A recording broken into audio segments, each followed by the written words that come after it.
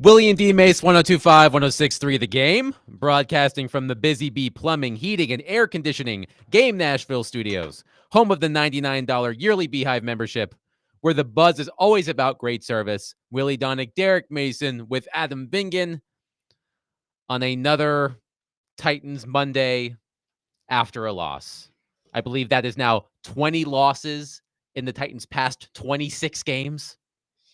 Man, I didn't realize that. It was 0-7. Yes. Then 6-11 and 0-2. So 6-20. 20 out of 26. But you already knew that if you were listening to this show already. But I spent the weekend, as I was just telling Willy and Derek, I spent the weekend in East Tennessee, took a family trip to Dollywood. The vibes were immaculate. The people were super friendly. The food was delicious. Shout out to the cinnamon bread. If you go to Dollywood, you must have the cinnamon bread. So yesterday, I get back in the car, start driving back toward Nashville. I left a little bit before the game, so I was driving during the game. And at various points throughout the drive, my phone was buzzing because Willy, Derek, and Nick were texting in the group, and I was just like, something bad must be happening.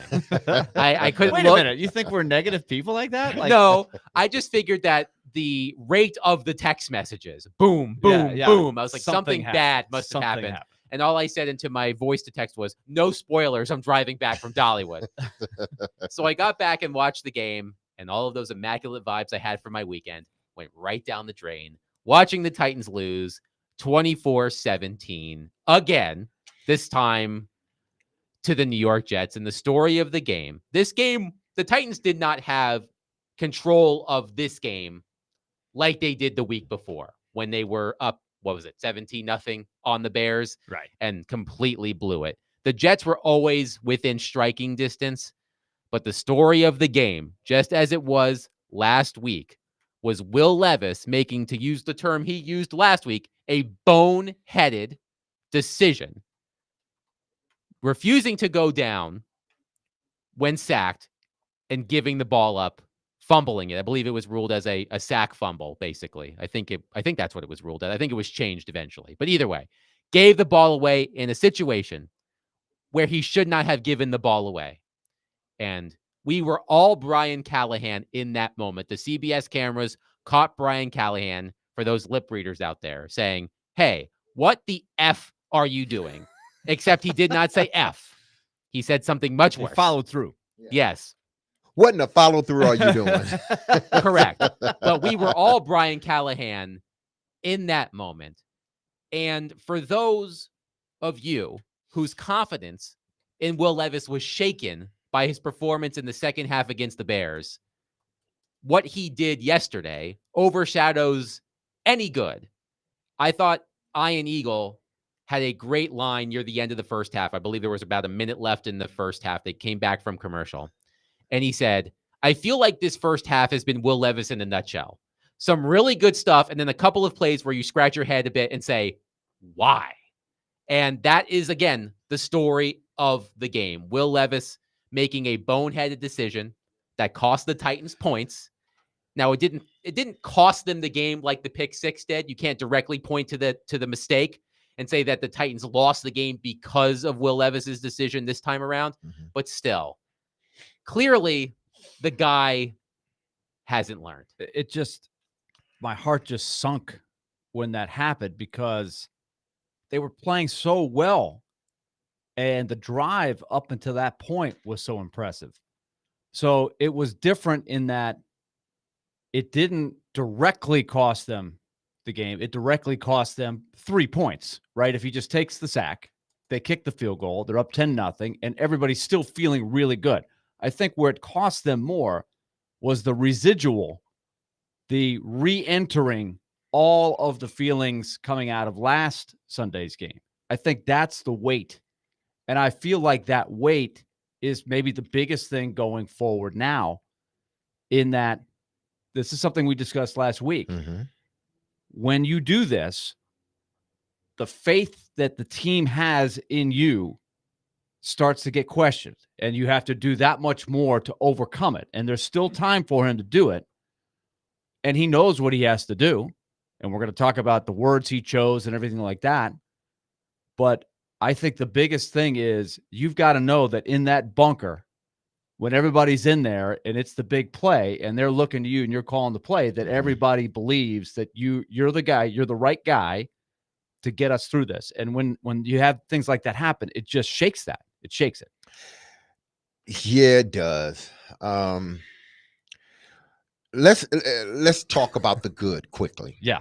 Because there was some. Yeah, he completed 67. Absolutely. He completed almost 70% of his passes. Because a lot of times he did exactly what I think Brian Callahan wanted him to do. Take the profit. Just take the profit, move on, allow your playmakers to get the ball, get up the field. If they can get some extra yards, great. But you're not putting the team in a situation where, we are compromised in a sense. So the good is he completed 67% of his passes for the whole game. That's far better than what he did in the previous game. That's far better than what he did last year. So if we can keep it at 67%, that's great. Yeah, we set the bar at 62% before the season because that would be a marked improvement, even though that's not anything close to Joe Montana or anything like that. But that would be a good. You got to crawl before you walk. You got to Exactly. crawl before you walk. But if he gets you 67% of his passes completed or 65, then we are on the winning track. That's the good. There's a lot of bad in here. So much so that I want people to understand this. Will Levis, he plays with a recklessness. Sometimes it will help you. Sometimes it will hurt you. He reminds me of a lot of quarterbacks that have sort of went down this road or suffer from this sort of disease in a sense. I saw Kyle Bowler go through it in Baltimore. I've seen other quarterbacks. You look at, you just go down the line of first round quarterbacks, Jamarcus Russell, Jameis Winston. Go down the line with all these quarterbacks that were supposed to have big arms from a physical standpoint. They can make every throw, but for some reason, from a mental standpoint, they can't all put it together. I'm not saying that Will Levis is dumb. I'm not saying that because he's not. But for some reason, he hasn't been able to put the mental with the physical. Quarterbacks in this league last not because of the physical. Yeah, you want to stay healthy. Yeah, I get that. But they last because of the mental part, the mental aspect of the game. And right now, Will Levis doesn't have that. He just doesn't, for whatever reason. He finds a way to mess up the game or put himself in a position that he doesn't need to be in. Again, look at the throw he made to Calvin Ridley.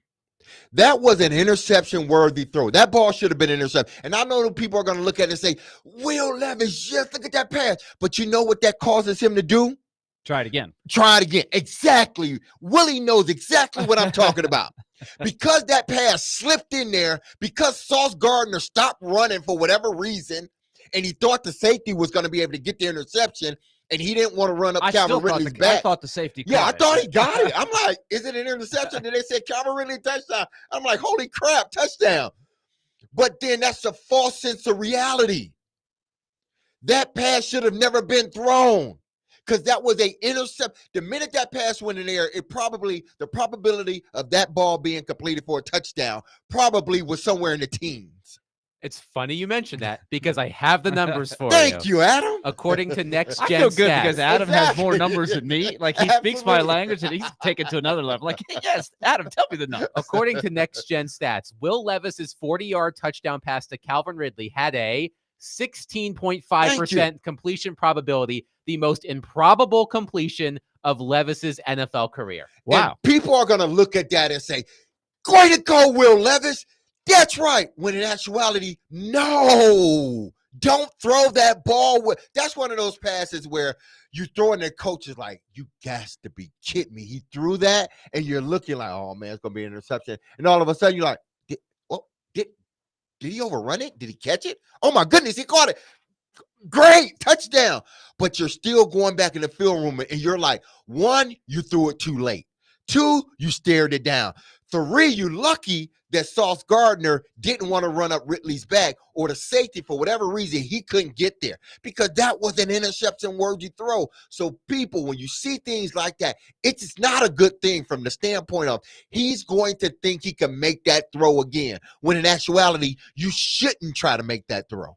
Later in the show, we're going to put that catch from Calvin Ridley through the wide receiver translator, among other plays that were made in yesterday's game. To further that point, Ridley, according to Next Gen Stats, had 0.7 yards of separation from Sauce Gardner when the pass arrived. But Will Levis said something after yesterday's game that when I first read it, I didn't hear it, I read it transcribed, then I listened to it. But this is what Will Levis said after the game that filled me with some concern. Yeah, it's tough, but I mean, it's everything's tough about this sport and this position, and it's just something that might not have crossed my brain in the off season. When I'm preparing mentally, I'm more so focused on the playbook and obviously watching film to see how guys are playing and running games. But I can't let that happen. That was Will Levis talking about rewiring his brain to make sure that when he is put in those situations, like he was against Chicago and yesterday, not to make those plays. He's 25 years old. I don't know how much rewiring he can really do at this point. He is a young quarterback in terms of games played. He started 11 games. But at 25 years old, if he was saying this at 20 or 21 years old, I might have a little bit more sympathy. Right. If he were a younger guy like an Anthony Richardson who came shooting through as a talent after 3 years of college, I think we would look at it a little different. Right. And there was a line in Gentry Estes' column in the Tennessean after the game that I think sums this up perfectly about Will Levis's reckless nature in these situations. This is what Gentry wrote, quote, "This isn't a habit. It's a condition. This is not a bad habit.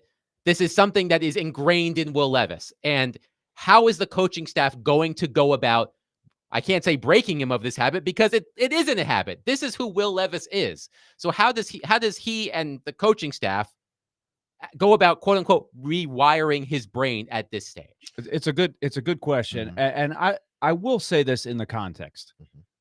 If you listen to the whole conversation that Levis had, I commend him for this, because everybody's zeroed in on this line, and I can see why. And maybe this is something where he's going to have to go Bull Durham and say the most boring things that you can say to not have a line like this that everybody psychoanalyzes like we're going to do today. He was asked the question about 4 different times, right? And he owned up to it just like he did on the previous Sunday. And then he says this, right? And this is what everybody is locked in on. So sometimes boring is better, but I do commend him for trying to be honest and self-evaluate.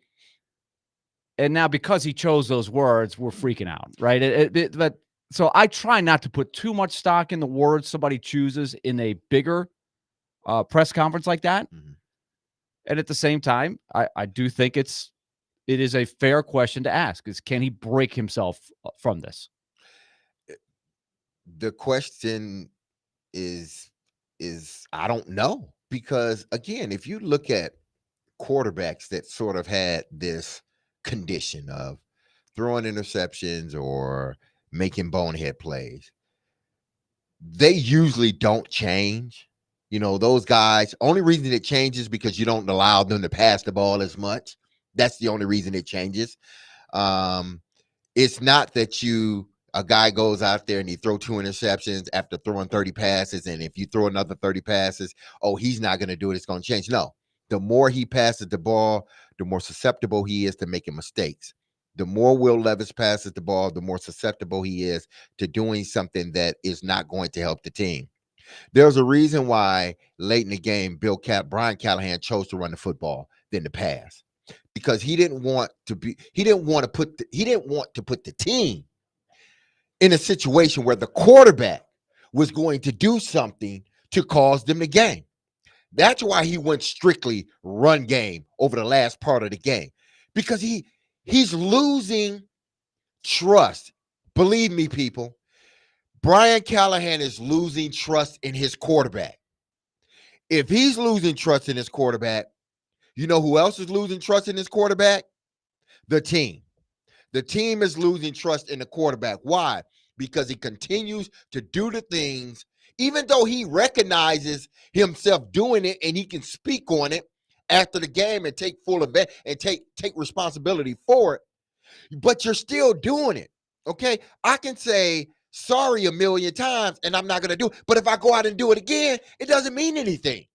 And that's what Will Levis has continued to do in this offense, is to put this team in bad situations at critical times in the game. Not the whole game, but at critical times in the game, those things tend to flare up.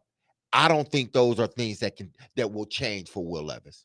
To put Will Levis's turnover issues into context, he has 5 turnovers in 2 games. He has 3 interceptions and 2 lost fumbles. And we're going to talk about the throw to Treylon Burks in a little bit, but 5 turnovers in 2 games, 3 interceptions, 2 lost fumbles. He accounts for all 5 turnovers the Titans have through 2 games. He had 8 turnovers in 9 games last season, 4 interceptions, 4 lost fumbles. So he is more than halfway to his turnover total from last season after just 2 games. And you know who else they said that it would change for? Jameis Winston. You know who else they said it would change for? Kyle Bowler. You know who else they said it would change for? Ryan Fitzpatrick. All these guys that are huge. Brett Favre. Oh, it'll change, but it doesn't change. It's a troubling pattern. It is. And I do think the more you see it week in and week out, the more you start to get the DNA and say, well, this is what he is. This is not, we're getting closer to the finished product and we don't really like exactly what it is. And we have to decide, are we going to continue to go down this direction or not? I will say, on just that straight up number, one of the interceptions at the end of last game, it's a desperation 4th down. That is, okay. That, I mean, that's that is fair. That is fair. And the long bomb we're going to talk about today to Burks, I don't know that is all him too. Some of those just happen, right? I think it was a little lucky if I'm going down to it, but the point is well taken, right? But I'm just saying sometimes the stats look worse than they actually are. Sometimes context is important. Yeah, and context but like important. DMase said, one of his best plays, threading the needle for the touchdown, easily could have been an interception. So you're weighing everything that's happening out there. I thought it was an interception when the safety came barreling through. I thought it was an interception. I thought the safety had it. It was just a question: did the safety stay in bounds? I'm looking at him the whole time, and then all of a sudden I see Ridley running over. Like, hey, wait, he got it. I think Ridley was surprised that ball was able to get through. Yeah, again, it was a great catch. It was great concentration by Calvin Ridley. This team, this quarterback, more importantly, the quarterback, his responsibility is first and foremost is to take care of the football and to play in such a way that the offensive coordinator, in his mind, his whole book is open to whatever he wants to call, because he knows whatever he calls, the quarterback will make the right decision.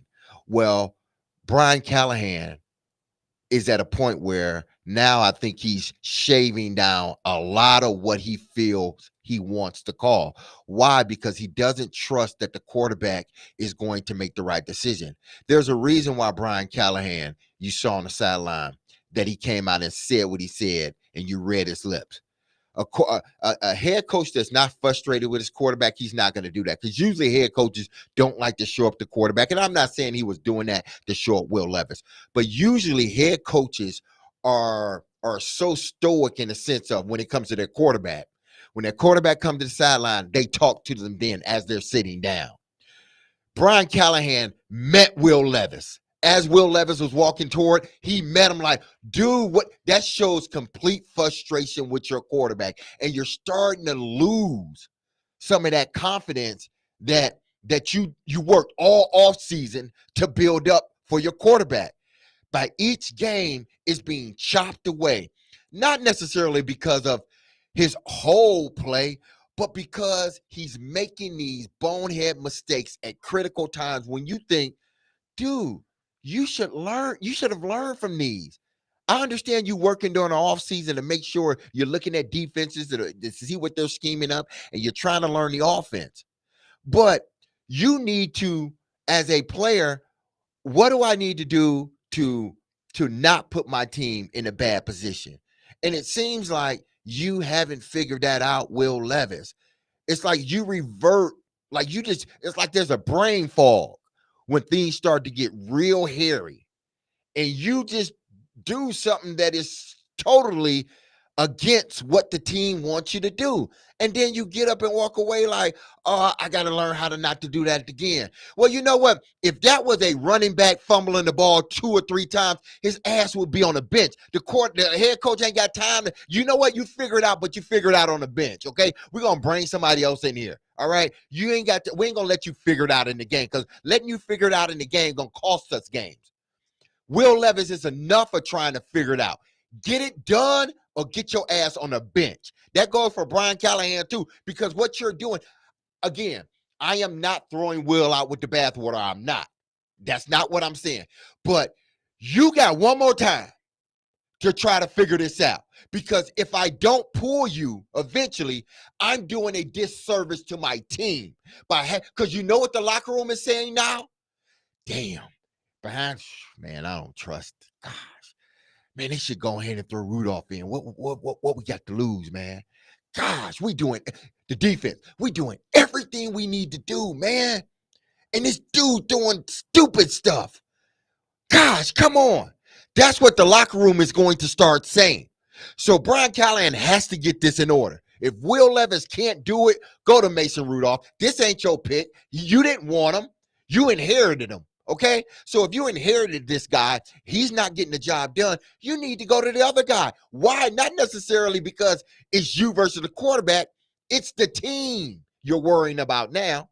615-737-1025. Our phone and text lines are driven by Wilson County Hyundai.com. Let's get a Will Levis vibe check from all of you. They aren't as immaculate as the vibes at Dollywood were this past weekend. But let's get a Will Levis vibe check from all of you. 615-737-1025. We'll continue this conversation on the other side. Willie Donick, Derek Mason with Adam Vingan, 1025-1063, The Game.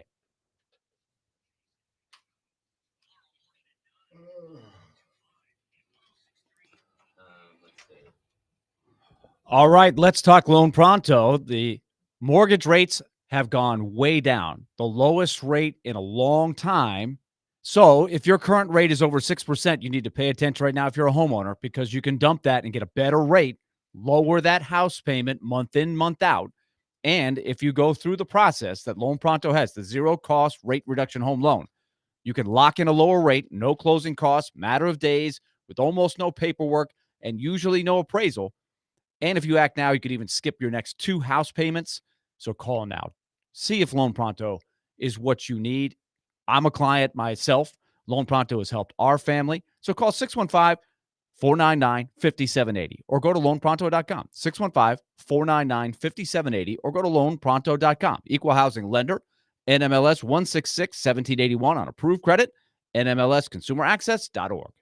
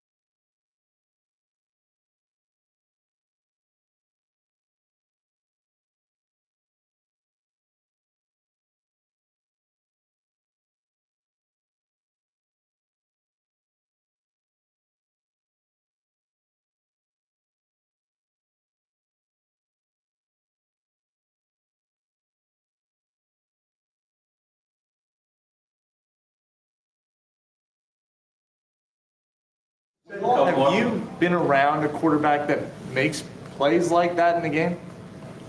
Who, Will? Yeah, I mean, I thought, you talking about good plays or bad plays? The bad ones. Okay. I mean, I've seen guys make plenty of plays like that. You see it every week. You know, it's not like he's not alone in that regard.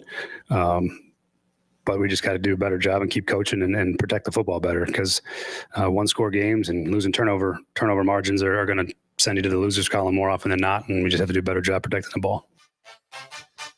That was Brian Callahan after the game yesterday, a 24-17 loss for the Titans against the New York Jets. Willy Donick, Derek Mason with Adam Vingan. Brian Callahan's had some other pointed comments for Will Levis in his post-game news conference. And he was peppered with questions about yes, it. And I give him credit. Understandably so. And he did not do the Mike Vrabel of, I've already answered that question, which would have been reasonable for a coach to say, I've answered that. I've said it. I'm not going to say it again. But he was sort of asked to repeat the same answer about 6 times. So I would hope, and I think the media here does a very good job of asking the right questions. I was leaning a little bit towards, okay, you've asked him the question. He's answered the question. We don't need to get another version of the same answer. I thought it was pretty clear. But it's, there's only one topic right now, which is great news for the special teams coach, by the way. Yes, absolutely. Another blocked punt, according to Rich Cimini of ESPN, who covers the Jets for ESPN. The Titans are the first team to have a punt blocked in each of their first 2 games of a season since the 2012 Washington, then Redskins. So it has been 12 years since a team opened the season having a punt blocked in each of their first 2 games. So the new special teams coach must be thanking his lucky stars that Will Levis is making these tremendous mistakes, because he is not under fire for the fact that his special teams unit has allowed block punts in each of the team's first 2 games. Howie is on our phone line, driven by WilsonCountyHyundai.com, with a comment on Will Levis. Howie, go ahead. Hey, good day, gentlemen. Hey, if I can, real quick, DMase, big fan of yours. Thank you. 20 years ago, man, I was in high school. I met you at an Ed George event, and I'll never forget. You had these huge calves, man, and I was like, "Wow, NFL is different." They You didn't notice they, the great smile, they still look the great demeanor. It's like, look at this guy's calves. They're still pretty big, to be fair. Huge calves. Yes. Okay. So good to see you, brother, and everybody else. My comment on Will Levis. So I am frustrated too. My wife and I will be at the game this Sunday, and we're excited about it. When we see Will Levis as an actual second-year sophomore, instead of we keep hearing this, he's still a rookie or he's still young. When I reframe him as a second-year sophomore, I get less angry, because I'm like, okay, is he just going through a sophomore slump? And if he gets through that, is there hope? So your comments on that, gentlemen, does that change how we look at him if he's going into a sophomore slump instead of just being a rookie? Thanks so much. I'll be on. Thank you, Howie. Well, I mean, listen, he went through the freshman funk, and now he's in a sophomore slump. A sophomore slump implies that you had a huge freshman year. He didn't have at least in my mind, my definition of it, right? I actually think it's the opposite. Uh-huh. I'm less encouraged by the fact that he is now in his second year, albeit his first full year as a starter, but had 9 starts under his belt, and it seems like he's moving backwards. And not this forward. is where I think the fans and listen, I get it, but this is where the fans, I think, they're going to hold out hope, because they're looking at it from just it was his first year last year and he only played X amount of games. So there's still going to be this learning curve in his second year. So people are willing to put up with what is going on in a sense, and not call for his job, because they feel in their mind, well, he's only had 10 starts, or 11 starts, and he's still working out some kinks, and I totally get it. But here's the deal. When you're making the same mistakes over and over again, and you're putting your team in situations that they don't need to be put in, it's not like you're not completing your passes, like you're not reading defenses well, even though he didn't read them well a few times, but it's not like you're not reading defense as well. Okay, if that was the case, I can say, well, he's still learning. He's still trying to figure out defenses from an NFL standpoint. And, he'll get it once he sort of really locked, he'll get it. But that's not the case. Everything that he does has nothing to do with his ability to read the defense. Everything that he's doing is just him deciding at that moment that trying to make this play is better than just going down. This is the problem with individuals that have immense physical talent. They believe in their mind, my physicality can get me out of anything. Tell me the greatest quarterback of all time. Just give me the top 2 greatest quarterback of all time. Let's say Tom Brady. Let's say Peyton Manning. Okay, Joe Montana. Let's just Joe stop Montana. there. The Peyton Manning and Tom Brady. You think they relied on their physical attributes to win football games? Couldn't run a lick. They didn't have like a rocket arm like Will Levis does. What they did was they relied on their mental. They relied on their ability to know the football game and to know situations. More importantly, to know situations. That's what got, Tom Brady 7 championships. That's what got Peyton Manning 2 championships. That's what allowed those guys to play in the league a long time. That's why those guys are considered the GOATs. That's why those guys are going to be first ballot Hall of Famers. Why? It had nothing to do with their physical attributes. Nobody ever talked about Tom Brady and Peyton Manning from a physical standpoint. What did they always talk about? The ability to know the game, the cerebral part of the game, okay? Will Levis doesn't have that, or he hasn't shown he has it consistently. That is what's going to continue to hamper Will Levis. Will Levis is Jamarcus Russell. That's all he is. A big guy with a big arm, and he's not making the right decisions half the time. That's what it is. And I'm not saying he's going to end up being Jamarcus Russell. I'm saying right now, that's as the we low bar. sit. But do you tell me anything? As he sits right now, he has more interceptions than touchdowns, damn near. Yeah, the needle's moving closer to Jamarcus Russell. Yeah, it's moving the other way. And he's further Jameis away from Winston. the guy that you hope he would He's be. not even Jameis Winston. Right. He's So moving please in don't that. people don't do Jameis Winston like that, because Will Levis is like the moon to Mars when it comes to him and Winston. At least Winston throws touchdowns. There's a bit of a toxic formula happening with the Titans. We saw it yesterday.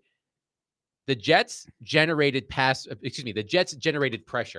on 60% of Will Levis's dropbacks, according to Next Gen Stats, which was the highest the Jets was the highest by a defense since week 13 of 2023. The Titans' 60% pressure rate was their most in a game since week 5 of 2022. Now, like Willie said, context is key. Sometimes the numbers don't always mesh with the eye test. I think people watching the game yesterday saw Will Levis under siege. But according to Next Gen Stats, 60% of his dropbacks, he was under pressure. So that's one part of this recipe for disaster. The other part is you have a quarterback who, when he is faced with such pressure, makes the decisions that he has made each of the past 2 weeks. So you have a offensive line who is struggling to pass block, which means Will Levis is constantly under pressure. He has been pressured on more than half of his dropbacks through the first 2 games of the season. So you have a quarterback, you have an offensive line that can't pass protect. And you have a quarterback, when faced with pressure, makes dumb decisions. It is a recipe for disaster. And the pass protection is an interesting one. This is another thing that is being sort of overshadowed by just really the egregious bonehead plays that we've been talking about, because I do think it's part of the story. That having been said, DMase, Adam read the numbers from the Next Gen Stats, and there's no doubt they're having trouble holding up, especially at times. But they have gone up against, I think, 2 pretty good defensive fronts. I am still of the belief that they are taking some steps forward in the offensive line. If you thought it was going to be an immaculate Picasso or whatever, whoever you name your favorite artist, I think you were probably chasing too many dreams. But I do think it's better. I mean, I'm somewhat encouraged by the pass protection, even though those numbers say what they say.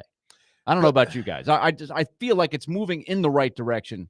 It couldn't have gone much worse, obviously. Let me just clarify those numbers because I kind of jumbled them. The Jets' pass rush generated pressure on 60% of dropbacks, the highest by a defense since week 13 of 2023. That's league-wide, not just by the Jets. The highest by a defense since week 13. It just didn't seem that bad to me. 2023. The 60% pressure rate allowed by the Titans is their highest in a game since week 5 of 2020. And isn't that crazy? Because I feel like we've seen worse. Like he's saying that's the worst in 2 years, which means it was worse than anything we saw last year. I feel like we saw worse last year. With my eye test anyway. It looking at the game and then hearing the numbers, I would have never put those two together by watching the game. Now, there was pressure given up to the right side. Nicholas Petit-Frere was struggling. Yeah, he struggled mightily. I have a number for that too, by the way. Dylan Rayton struggled at times as well.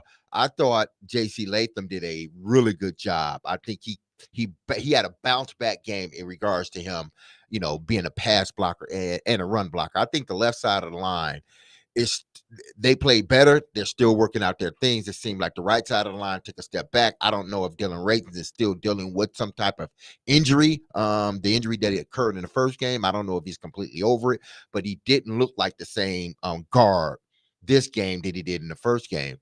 But even with all of that, the quarterback had opportunities to not throw the game away. And that is exactly what he did. He threw the game away, and we can go to the pass play to Traylon Burks. I want to go to that pass play because we'll get to break it down from frame to frame, second to second, what he did, what he shouldn't have did, both guys. But Will Levis, he's not playing winning football in critical moments of the game. He's not. Again, the pass to Ridley, it was a touchdown, but that ball had, a point whatever probability. 16.5% completion probability, the most improbable completion of his NFL career. Exactly. And he managed to complete that pass. Okay. But there's still things he's doing within the game that have cost the Tennessee Titans a victory. Plain and simple. Yeah, we can go to the block punch. We can do that. But what he's done has single-handedly cost them the game or has been a huge contributor of them not winning. Before we go to break, would you guys like to take a crack at how many pressures Nicholas Petit-Frere was charged with yesterday? It was a lot. Man. They isolated on him very well. By the way, and we'll probably play this clip a little later. Brian Callahan, and we're trying to absorb from you, the listeners, whether you want to hear the whole Monday morning press conference or us kind of pare it down to the important ones. One bullet point that has come out, Brian Callahan has come out to say, look, I've still got confidence. We can't have the unforced errors. He liked, after watching the tape, a lot of what Will Levis did. It would have otherwise been a decent step forward. There's a lot of clips of plays that it looks like a guy's open here that he didn't see. These are all things that we kind of knew were going to be part of the story. But let's get to Petit-Frere because, again, remember, this is a guy that had basically a whole lost season last year. He's still only 24. He is younger than Will Levis, and it's his third year in the league, but the second year was completely cut off by injuries and suspension. So if you're expecting Anthony Munoz or John Runyon or whoever your favorite right tackle is, and Anthony Munoz, I guess, was left tackle, but I'm not expecting that. But the Jets are going to go after the weaker part, and I expect him to struggle a little bit. But tell me the numbers. According to Next Gen Stats, Nicholas Petit-Frere allowed 13 pressures, tied for the fifth most in a game since 2018. 13 pressures. We were talking about Skoronski last week. He allowed 8 pressures in pass protection against the Bears. Petit-Frere, according to Next Gen Stats, 13 pressures yesterday. So he said, basically, I'm a 4 up you. Say, Skoronsky, I'm going to 4-up you on this one. I'm going to give up 13. He said, "Hold my beer, Peter Skoronsky. Let me show you how to give up some pressures." It was not a good day for the Titans offensive line, but we'll continue this conversation on the other side. 615-737-1025. We have calls and texts to get to. We will get to those next. 615-737-1025. Willie Donick, Derek Mason with Adam Vingan, 1025-1063.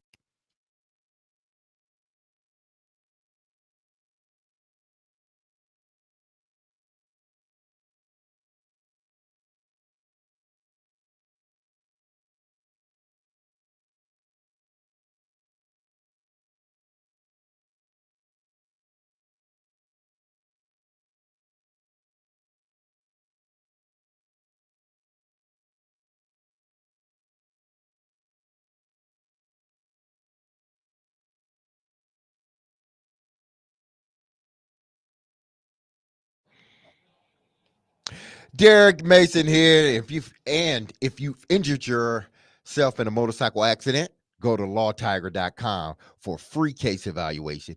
Even if your accident was months ago, you have nothing to lose by calling Law Tigers for a free case evaluation. Insurance companies want to pay out as little as possible or nothing at all. That's why Law Tiger makes sure you get the compensation you deserve, and it doesn't get paid, or they don't get paid, until your case has settled. They understand how much your bike gear is worth to you and will help you get it all repaired or replaced. Law Tiger is the resource the motorcycle community turns to when in need. So whether it's to support events or see you broken down on the side of the road, with Law Tigers, you'll never ride alone. That's Law Tigers. Call 1-800-LAW TIGERS or visit lawtigers.com. Law Tigers is powered by Freeman Infusion, and you can find them, here in the city. Here's the address: 2126 21st Ave South. That's Law Tigers, Tennessee's motorcycle lawyers.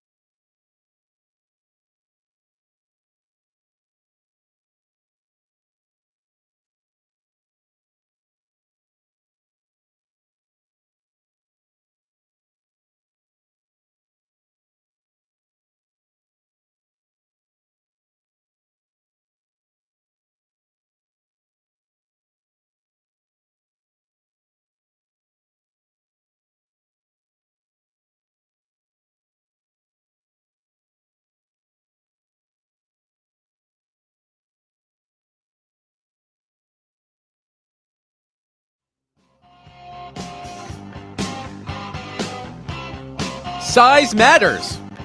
With this week's Nashville's best deal. This week it's Daddy's Dogs. Nashville's biggest and best gourmet hot dogs went to Daddy's Dogs last week, Madison location. Delicious. Whether you're taking your office lunch to the next level or saving your life on the late night streets of Broadway, you can't go bigger or better than Daddy's Dogs. Go to thegamenashville.com/deals and get a $25 gift card for half price while supplies last. Willy Donick, Derek Mason with Adam Vingan, talking Will Levis, and Eric is on our phone line, driven by WilsonCountyHyundai.com, with a comment on this. Eric, go ahead. Hey guys, first of all, I want to say I'm still waiting on that background check. It's frustrating because I talked to a guy over the weekend who said that when he got his job, he had to wait 2 weeks for his background check. So well, tell them to call us, Eric. We will vouch for you. We got know you. We go way back. Yeah. Okay, so guys, as far as yesterday, first of all, I'll tell you what, I'm a season ticket holder, guys, and y'all probably had to deal with this yesterday too. It is going to be a nightmare trying to go to and from games because I go to a church that's like a half mile from the stadium. I left at 11 o'clock, the same time I did last year. I always do. Normally it takes me 30 minutes totally to get to my seat. Yesterday it took me 45 minutes to get to my seat. So, and then the wild thing was, guys, I was leaving. I almost forgot my season tickets that were in my bag because I started leaving the stadium after the fourth down play. But then I turned around and go back. Oh, got my bag because I left the stadium. I would have been in trouble if I left the season tickets next to my seat. So, but then also leaving the stadium, the crowd stopped and we were standing there. We couldn't move for like 5 minutes. And everybody said, well, what was going on? A whole bunch of people just standing.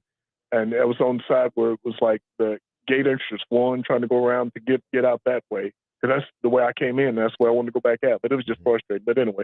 Yeah, I am curious. I knew that this would be something going on. This has been overshadowed by the team on the field. But I know that there's going to be some challenges over the next couple of years in the last couple of years of the stadium. Yeah.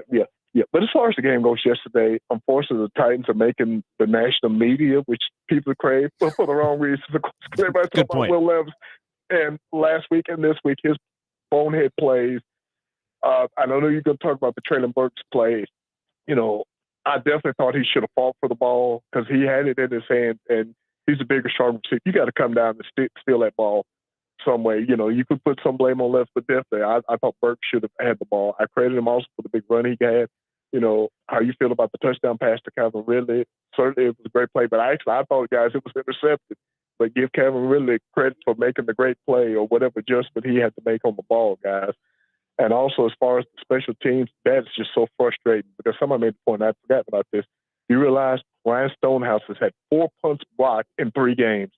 The first 2 games back-to-back and the game where, of course, he got hurt on. And, of course, he was frustrated, which is understandable. And I heard in the post-game show that commentators made the point that you put some blame on Coach on Bill Callahan, on Bill Callahan as well as Rand for the fact they cut some players that could have still been on the team that were great special teams players. So it's going to be interesting to see how all that shakes out.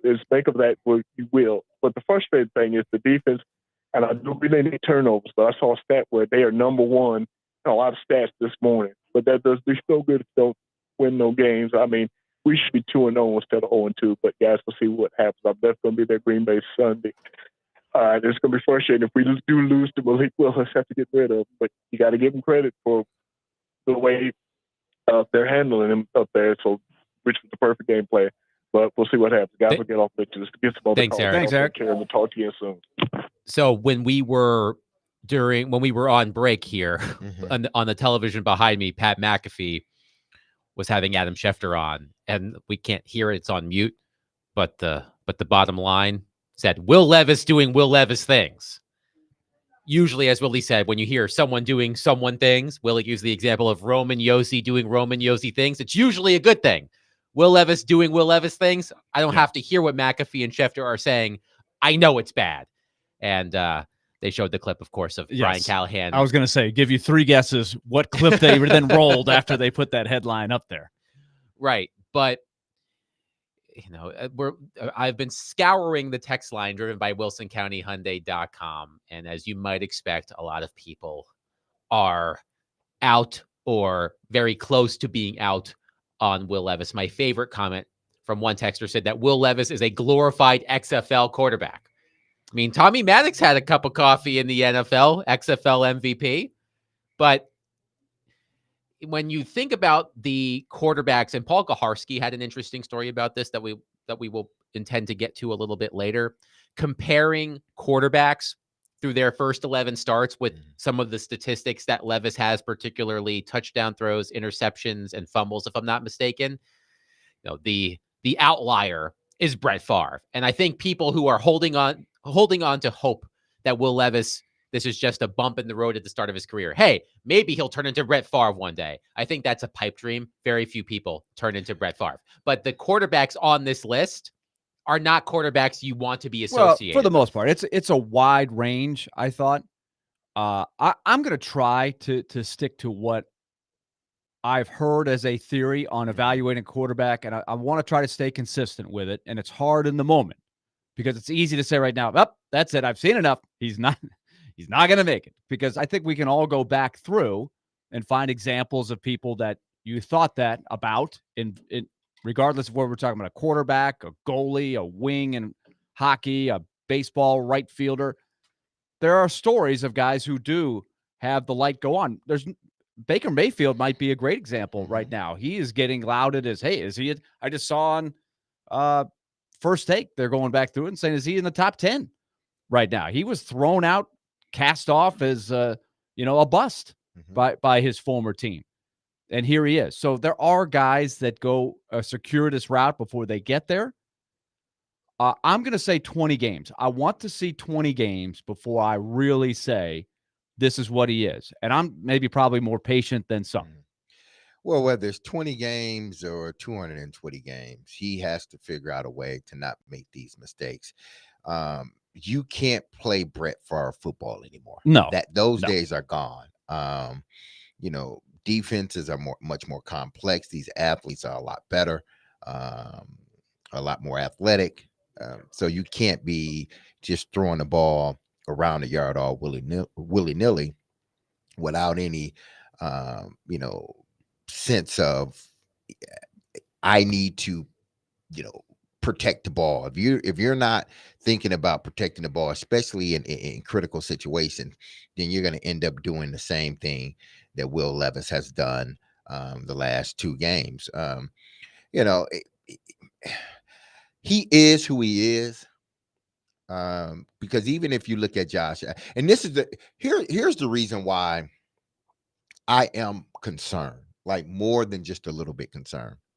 I can see if this is Will Levis last year with just D-Hop out there to catch passes, where the offensive line was just horrendous. No matter who it was just horrendous. The running game wasn't as strong as it normally wasn't the backbone. Even though Derrick Henry ran strong, it was good, but it wasn't the backbone, so they couldn't lean on it as much. I can see if that was indeed the case here, but it's not the case. Okay, let's just look at Josh Allen for a second. As much as I don't think Josh Allen is an elite quarterback, I think he's a damn good quarterback, but elite, no, he's just not. At least from my opinion. Would I take him? Hell yeah, I take him. But he's not an elite quarterback. His fault at the beginning of his career was the same thing that Will's doing. But you know what they did? They went out and got him playmakers, and you know what happened? He changed. Things changed. He still threw interceptions here and there, but things changed. He started throwing more touchdowns than interceptions, even though he would do Josh Allen things from time to time, but more times than not, he was winning you football games. Okay? Here's the problem that I have with Will Levis. He's not in a situation that Josh Allen was in when he first got in the NFL. They went out and purposely, intentionally went out and got him pass catchers. Yes. They was intentional about this. They said, we got to help this young quarterback. And I'm sure that's one reason that Brian Callahan took the job, because they promised him, we're going to go get him. A support system to try to give this guy a chance. Absolutely. Yes. We're going to upgrade the offensive line. We're going to go get him some pass catchers. And we're going to give you an opportunity to mold this quarterback. And Brian Callahan, okay, let's do it. So they went out and got you all these pass catchers that people raved about in the offseason, me including. And you come out in the first two games, and this is what you do with these pass catchers that you're supposed to have? I could not agree more. This is That's why I'm this still is my worried. this is my biggest concern, because I'm going to give him the 20 games, because part of me is saying, look, if you had, and I don't know whether Mason Rudolph could have done this or not, but if you got the quintessential game management from your quarterback, in theory, you are no worse than 1-1 and could be 2-0. I think that's fair to say, right? And of course, you got to factor in the ridiculousness of having having the punts blocked in back-to-back games. That is a huge thing to overcome, as we've shown you statistically. If that happens in an NFL game, I don't care how good you are, you usually lose. But the thing that is interesting about this particular situation with Levis is what DMase said. They took the steps to give him a support system. Let's go back to Paul's article. He did the cross-section. He just put 3 stats in there. I have it out right now. Where it's a list of 31 guys who had 11 starts, and they had what's the criteria? Less than 10. There were 32 players since 1970. It was players who started through 11 games, threw for 11 touchdowns or fewer, 7 interceptions or more, and 9 fumbles or more. Right. So a lot of ups and downs, a lot of errors in the first 11. One of the guys on that list that jumped out to me, because you can find everybody. One was Craig Wheelahan. I have not said his name in 25 years, but I Craig Wheelahan, like, when's the last time you had him? So everybody's on this list. But Vinny Testaverde's on that list. Vinny Testaverde, his first 11 games were for a horrendous Tampa Bay team. He had no chance, right? Of course, his first 11 starts stunk. He was playing for a team that was awful and had been awful for a long time, that tried to draft Bo Jackson with the first pick. Bo Jackson didn't want to play there. He went and played baseball. Mm-hmm. So, I mean, everything that could have gone wrong for the Bucs back then was going wrong. So my point is, every context is different. The worrisome thing is Levis is not in a I got nothing around me like a Bryce Young is going through right now. Exactly. 615-737-1025 will continue to take your phones and texts on our phone and text lines, driven by Wilson County Hyundai.com. Coming up next, it's time to bust out the Derek Mason wide receiver translator. There were a few plays in this game that I would love to get Derek's opinion on, as only he can. We'll do that next. 615-737-1025. Willy Donick, Derek Mason with Adam Vingan, 1025-1063, The Game.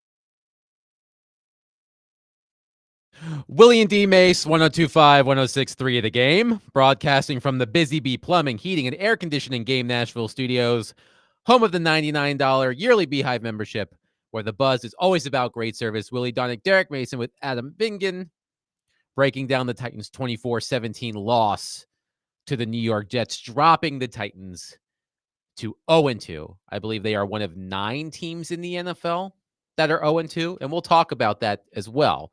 But the Titans 0-2 after another 24-17 loss, this time to the New York Jets. And before we get to the wide receiver translator with Derek Mason, Adam in Portland is on our phone line, driven by WilsonCountyHyundai.com. Adam, go ahead.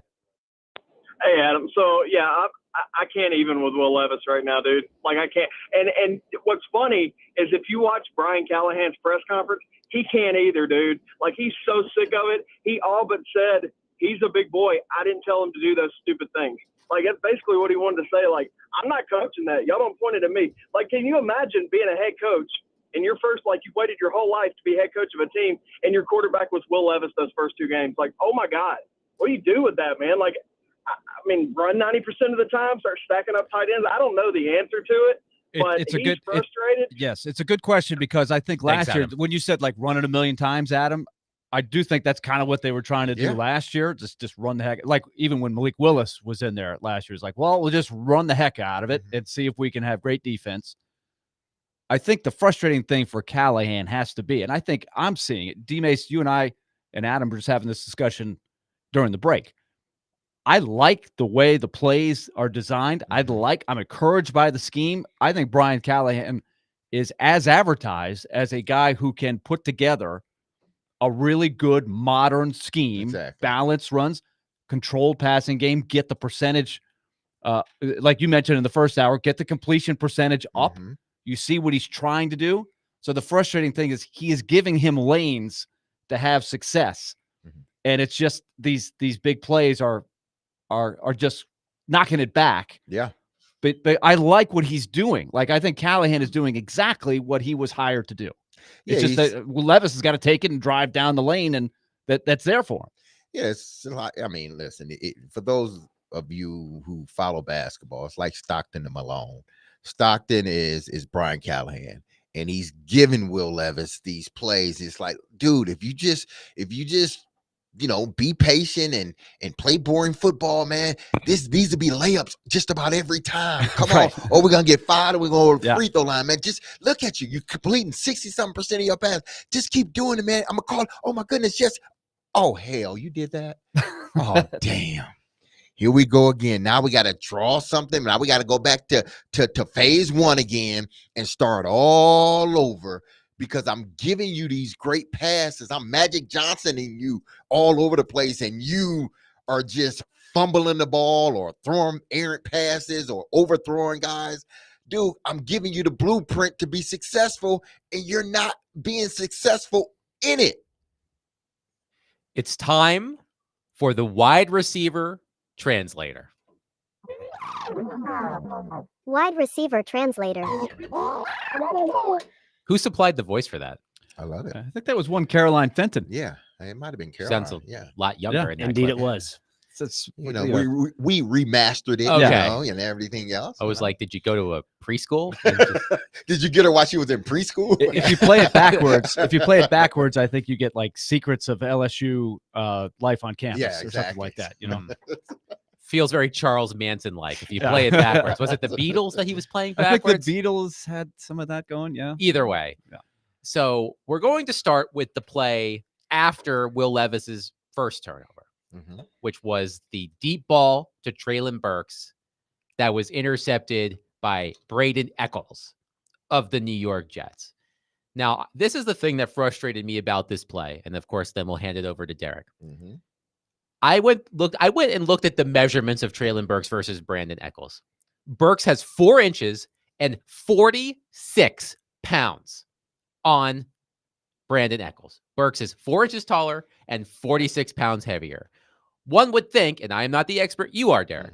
One would think that with that size discrepancy, that Treylon Burks would be able to come down with that ball. And this is something I want to get your opinion on. I saw this circulating around social media last night from Matt Waldman, who is a football analyst who I was unaware of.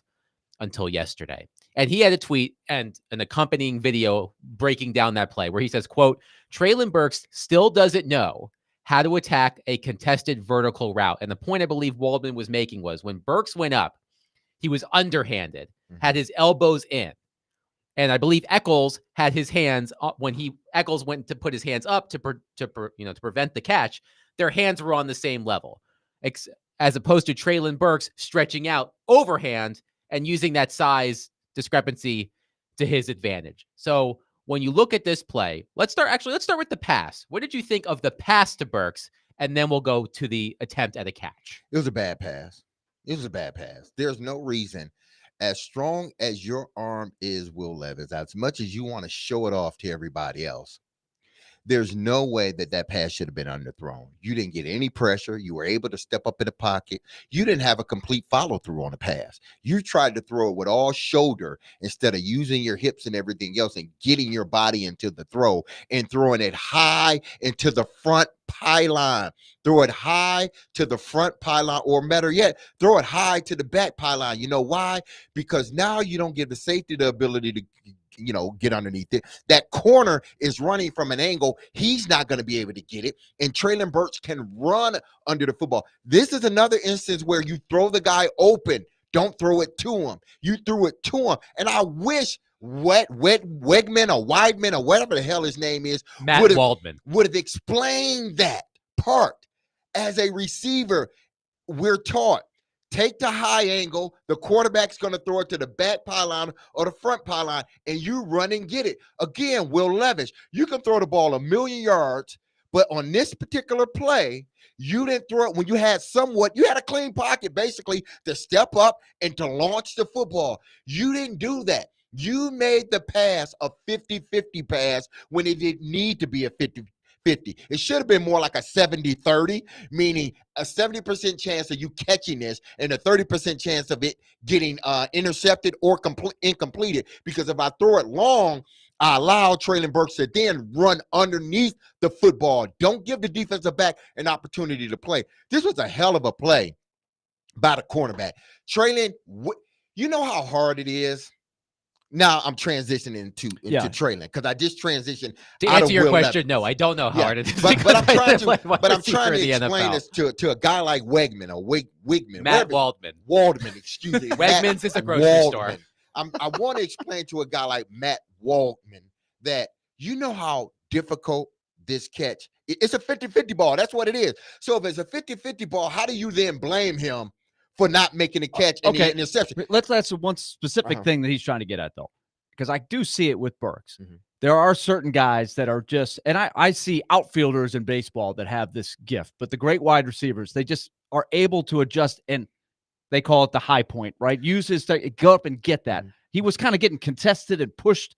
So do you think that's a fair criticism? It's not a fair criticism because when you're running to the pylon and the ball is severely underthrown, it's hard to you see all the great Jefferson does the same thing. If he can't go up and get it at his high point, he allows the ball to come into his body and then make which Burks had. He did have it for a second. Yeah. If the defensive back made a good play, Treylon Burks has the ball. Now he has to figure out a way to contort his body once he get it and sort of twist. Even though that I'm saying that and I'm thinking like, is that realistic to do? But I don't want anyone to seem like, oh, I'm just giving Treylon Burks a pass. I am not. My thing is with him. I've always said that he needs to play bigger. He needs to impose his 6'2", 6'3" frame on any and everybody that comes up against him. But in no way that you can sit here and say, oh, I blame Treylon Burks solely for this. Right. One, you got a clean pocket. You're able to step up. Throw the ball to the back pylon. He's running a deep corner. Again, people, he's running the deep corner route. He took an inside release. He faded. He went toward the goalpost, and then we're taught take the high point on the corner route. Why? Because the corner is going to be underneath you, and you got a safety coming over the top. So take the high point, and the quarterback is supposed to lead you. People, stop blaming this on Treylon Burks. Like I'm done. No, this. If the quarterback throws a better ball, it's either completed or it's incomplete. He may drop it. Now, I don't know. He may drop it, but at least you're not putting him in the situation that he's in now. Again, I'm not saying that this is a uncatchable ball, but to solely put all of the responsibility on Traylon and say, oh, he should have caught that one. Do y'all know how difficult that pass is when you're running 100 miles per hour? You try to jump up over two guys. It's so much more difficult than people realize. I think my issue with it is he almost did come down with the ball, but he was out-muscled by someone who is 4 inches shorter and nearly 50 pounds But lighter. it has nothing to do with your height and weight in that situation, because even if I come down, even if I manage to high point it, which it's very difficult to high point when you're falling away from the ball, you got to turn. It's very difficult. But let's say he does it. He goes up and he high points the ball. You know, as he's coming down, you know his hand's still right there. The defensive back hand is still right there because he's taught. Keep your hand there as he's bringing the ball down. Then you rip through. That's all he did, because the catch was there.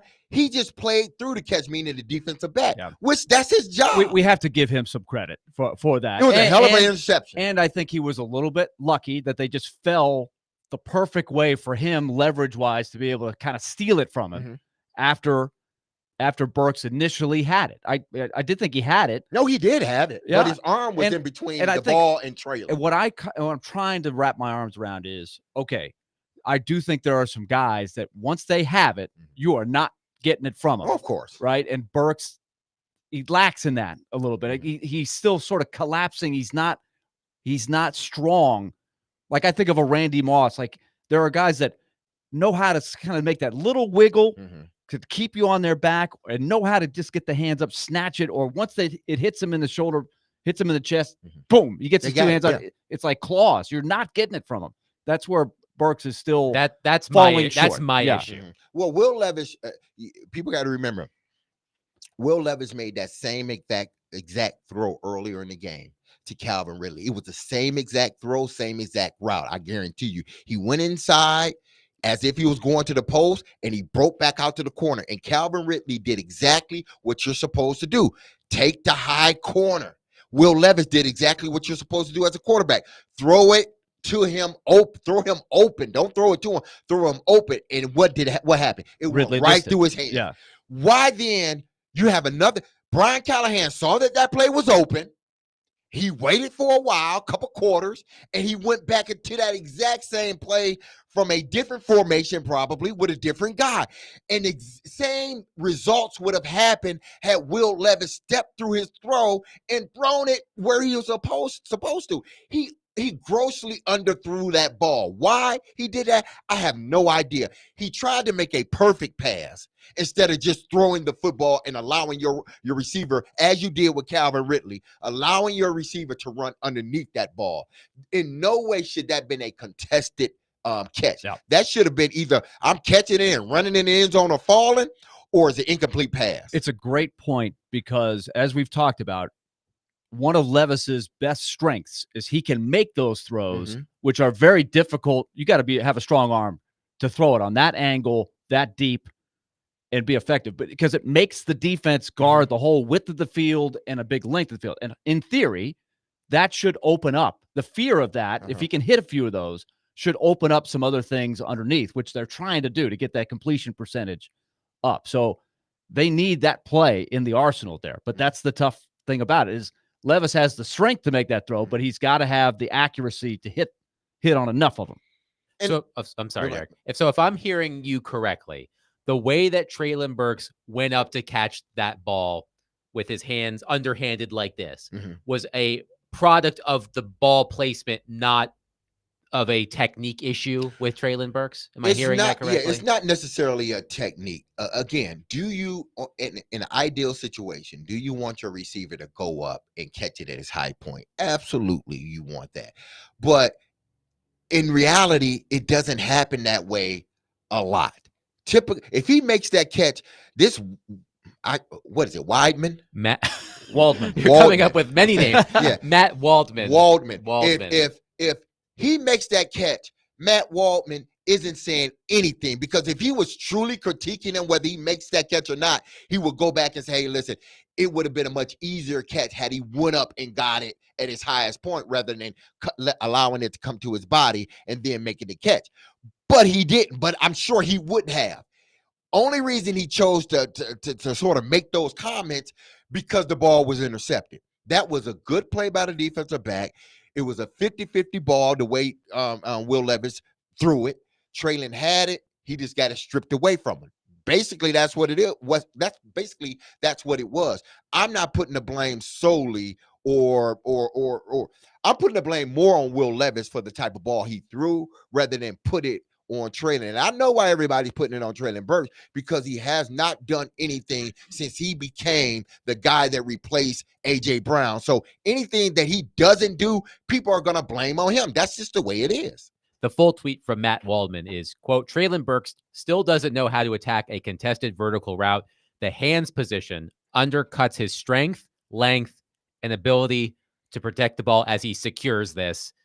And he mentioned it to someone pre-draft, and that hasn't changed. 615-737-1025. We will continue with the wide receiver translator on another big play from yesterday's game. 615-737-1025. Willy Donick, Derek Mason with Adam Vingan, 1025-1063. The Game.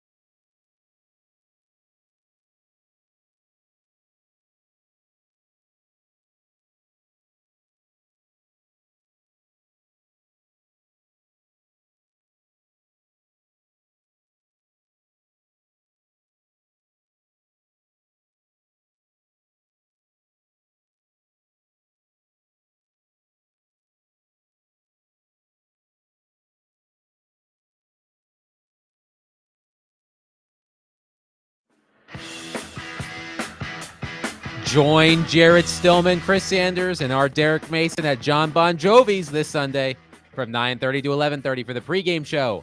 They'll break down the Titans' Week 3 matchup against the Packers and give you the latest updates before the game. The pregame show is presented by Parman Tractor and Equipment, Sundeck Nashville, and award-winning Blue Note Juke Joint and Blue Note Crossroads Bourbon. I'm impressed that I can get through that without being tongue-tied. You try saying Blue Note Juke Joint over and over and over again. So, Willie Donick, Derek Mason with Adam Vingan. We're sticking in the wide receiver translator. We were just looking and discussing Treylon Burks's the interception from Will Levis to Treylon Burks. Now we're going to switch gears and look at the 40-yard touchdown pass to Calvin Ridley. As I mentioned earlier in the program, according to Next Gen Stats, that pass had a 16.5% completion probability, the most improbable completion of Levis's NFL career. Ridley had just 0.7 yards of separation from Sauce Gardner when the pass arrived. And I thought this was another interesting note. Gardner allowed 5 receptions for 97 yards in a touchdown when targeted against the Titans. His most yards allowed as the nearest defender in a game in his career. So from that perspective, Sauce Gardner had the worst game of his NFL career, allowing 5 receptions for 97 yards and a touchdown. But that play to Calvin Ridley, as Derek mentioned at the beginning of the show, it was an interception-worthy play. I was certain in live time that it had been intercepted, but Calvin Ridley comes down with it. So let's start with that. Let's talk about how Ridley was able to make that catch and what he was able to do from the throw from Will Levis. Holding off Sauce Gardner, was it Chuck Clark? Is that the name of the safety who kind of came in at the last minute, was able to get a hand on that ball despite a lot of pressure. So Derek, when you look back at that play, what did Calvin Ridley do to come down with what was a pretty statistically improbable catch? He played through the Wide receiver translator. There we go. We forgot that. Sorry, guys. Now you can go ahead. He played through the play. He finished the play. That's exactly what he did. That's what we're taught as players. Play through the play. Don't give up on a play. And Calvin Ridley didn't give up on a play. He had Sauce Gardner beat by not even a half a step, but he was on top of him. And in this league, that is open. Okay, you just want to give a receiver an opportunity to catch the ball. Again, that ball, I do believe, was thrown late. He stared it down, and for all intents and purposes, it should have been an interception. I'm sure that's a play that Brian Callahan is going to go to this morning and show Will Levis. Listen, one, great catch by Calvin Ridley, but you can't make that throw late like that when you're staring down a guy and the safety is sitting there. Under any other circumstances, that is either an interception or an incomplete ball, and you're punting, okay? But the football gods were on your side. Calvin Ridley played through the play and ended up making an improbable catch probable. That's exactly what he did. So kudos to him. But in no way am I letting Will Levis off the hook. It shouldn't have been thrown. And again, I know Titan fans are going to say, that doesn't matter. It was an interception. It was a touchdown. I get it. But what happens next week when he tries to make that throw again and then is intercepted? Are y'all now saying he shouldn't have made that throw? Well, he shouldn't have made the throw yesterday, but, for whatever reason, it got through the safety and the corner, and Calvin Ridley played through the play and ended up being a touchdown. But he's not putting guys in positions to truly succeed. You can't throw a ball that late down the field like that. And yes, you scored a touchdown this time, but what happens the next time when you try to make that throw? I think next time it's going to be intercepted, and then people are going to be looking and say, well, he can't make that throw. Well, he got a false sense of reality because he was able to complete that pass the game prior. DMase, I like what I'm seeing for the most part with Ridley. Oh, I do he's too. He's not a superstar, but he's very good. And he was one catch away from another big play and a monster game. And as it was, he scored 2 touchdowns. He made some good plays. He looks like they're getting him the role that they thought they were going to get. But here's my question for you on a related topic. in the wide receiver translator. Wide receiver translator. And this is the thing that I think we kind of wondered how it was going to go. DeAndre Hopkins now, after 2 games and the injury, has not been very involved in the offense. 1 catch each game.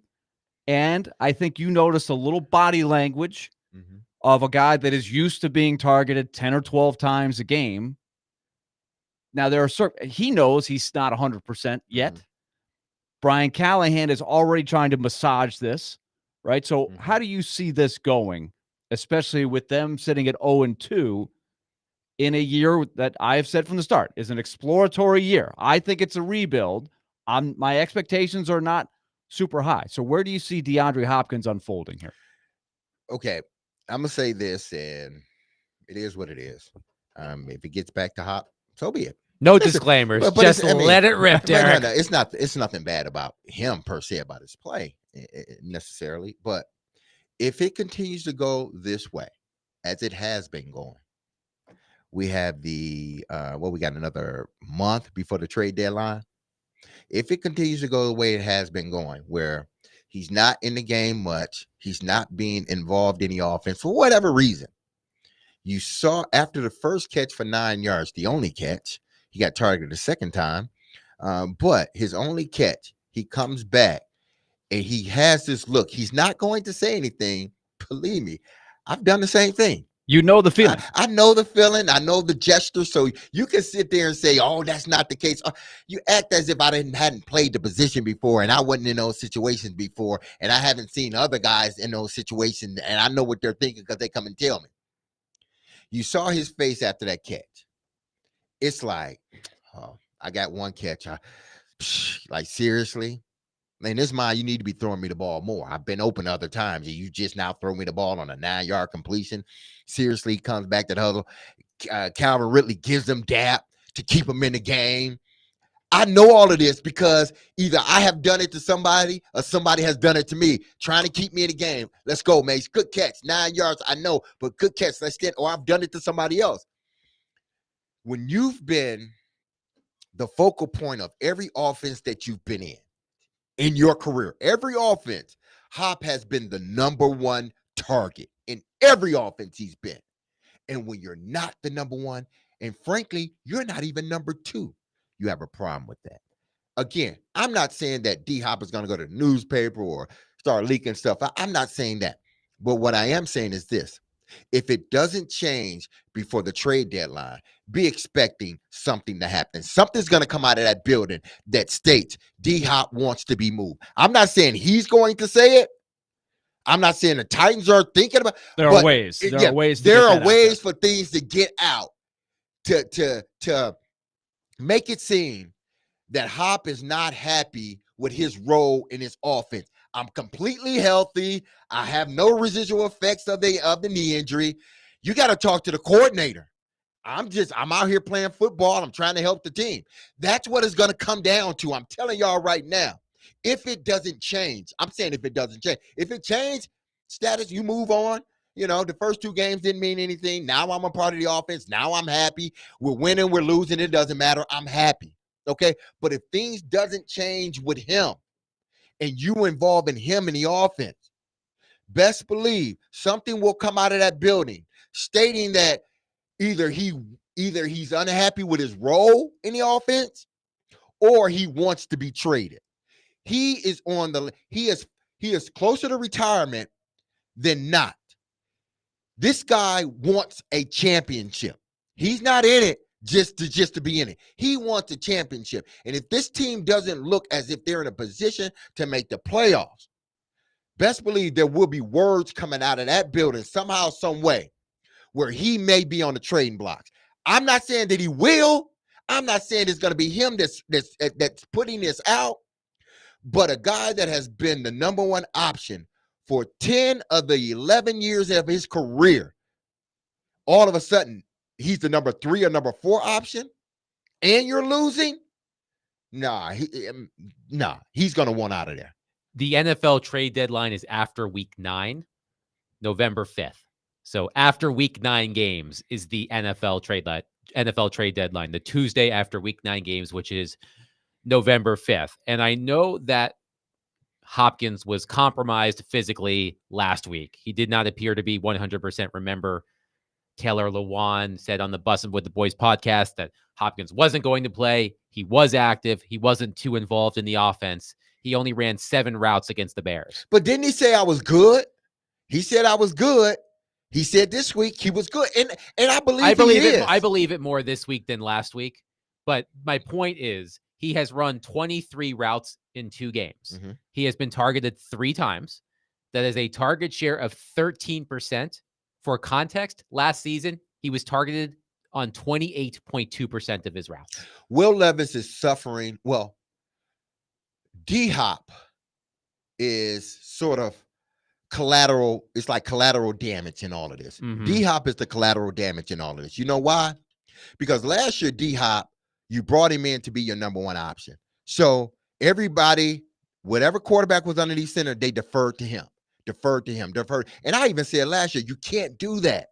You can't. You got to find other guys to throw to. Why? Because your offense can't run the way it needs to run if you're just solely on one guy. Especially at this stage of his career. Exactly. He's not a young pup here. He's not. So he's sort of by way experiencing what those guys experienced last year. Chris Moore, Nick Westbrook-Akine, Traylon Burks, everybody outside of D-Hop. How many times I said D-Hop got targeted last year over 100 times? What was the next closest guy? And it wasn't even, it was a receiver or a tight end. 40-something targets. Will Levis needs to find a way, because now they brought in another number 1 option for him, Ridley. And they're saying in his mind, I got to get the ball to Ridley all the time. Every time I take a snap back, I'm looking at Ridley first more times than not. And then I'm sort of going through everybody else. Well, if your main goal is to try to get your number 1 guy the ball, especially if you're third in line for the football, you may not ever get it. And now D-Hop is experiencing what Chris Moore experienced last year, what Nick Westbrook-Akine experienced last year, and what Traylon Burks experienced last year. When you have a number 1 option, they're going to defer to him than to you. I don't care how good you have been playing D-Hop last year. They got them a brand new toy, and Will Levis is going to do any and everything to get that new toy the ball. He's not looking at you, because there were a few times D-Hop was open. They could have just threw it to him and got 6-7 yards. But he looked at D-Hop, and then he looked long. And then when he tried to come back to D-Hop, you couldn't. So you're suffering from what the guys last year suffered from. You're not the number 1 guy anymore. And you have to face the facts. You're not even number 2. You're number 3. DeAndre Hopkins was targeted 137 times last season. The next closest wide receiver was Nick Westbrook-Akine with 45 targets. Yep. And it's not his fault. It's not D-Hop's fault. In between, Chigakonko had 77 and Tajay Spears had 70. But in terms of receivers, Hopkins 137, Westbrook-Akine 45. And that's what it's going to end up being once again. It's going to end up being this unbalanced in your receiving core, where Calvin Ridley, again, just like I said about D-Hop, I understand, because he's your number 1 guy. You paid him all his money. You brought him in. You got to target him. So I understand it, but it's going to be lopsided once again unless Brian Callahan drills into Will Levis' head. Use the whole field. Don't try to just get it to one guy each and every time. Use the tools that you have. That's why we brought him all in. He hadn't figured that out in 2 years. He hasn't figured that out. What makes you think he's going to figure it out moving forward? 615-737-1025. We'll continue the conversation on the other side. Tune into the Chase and Big Joe show from 9 to 11 a.m. tomorrow for your chance to win all-inclusive tickets in the Eurostone Club to see Kings of Leon live at Bridgestone Arena on Thursday, September 26th. Contest presented by Green River Whiskey, Green River Distilling Company, Owensboro, Kentucky. Alcohol volume varies by product. Please drink responsibly.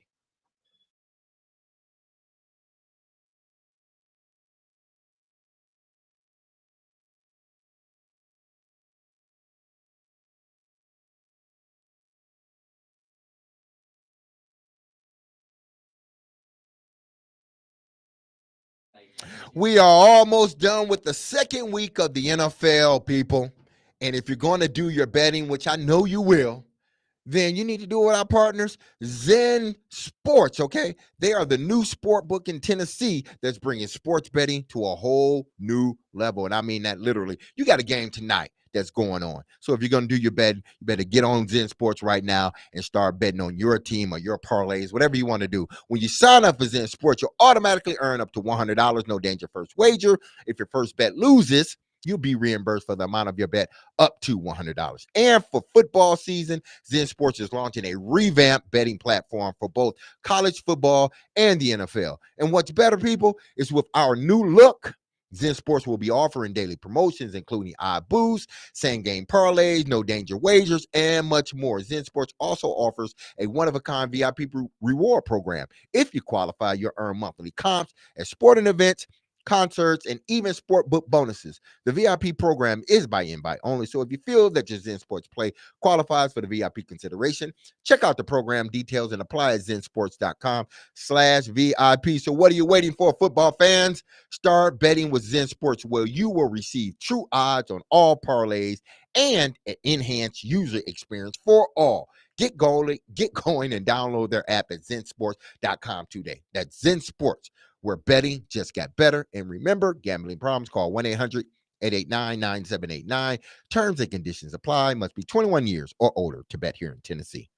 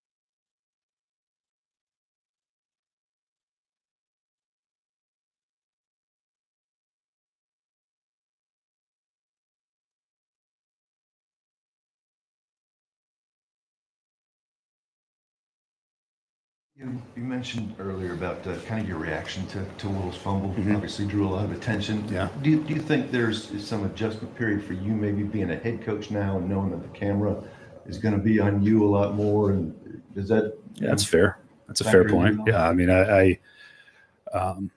I'm generally pretty composed. I think you guys have seen that for the most part. That one set me off.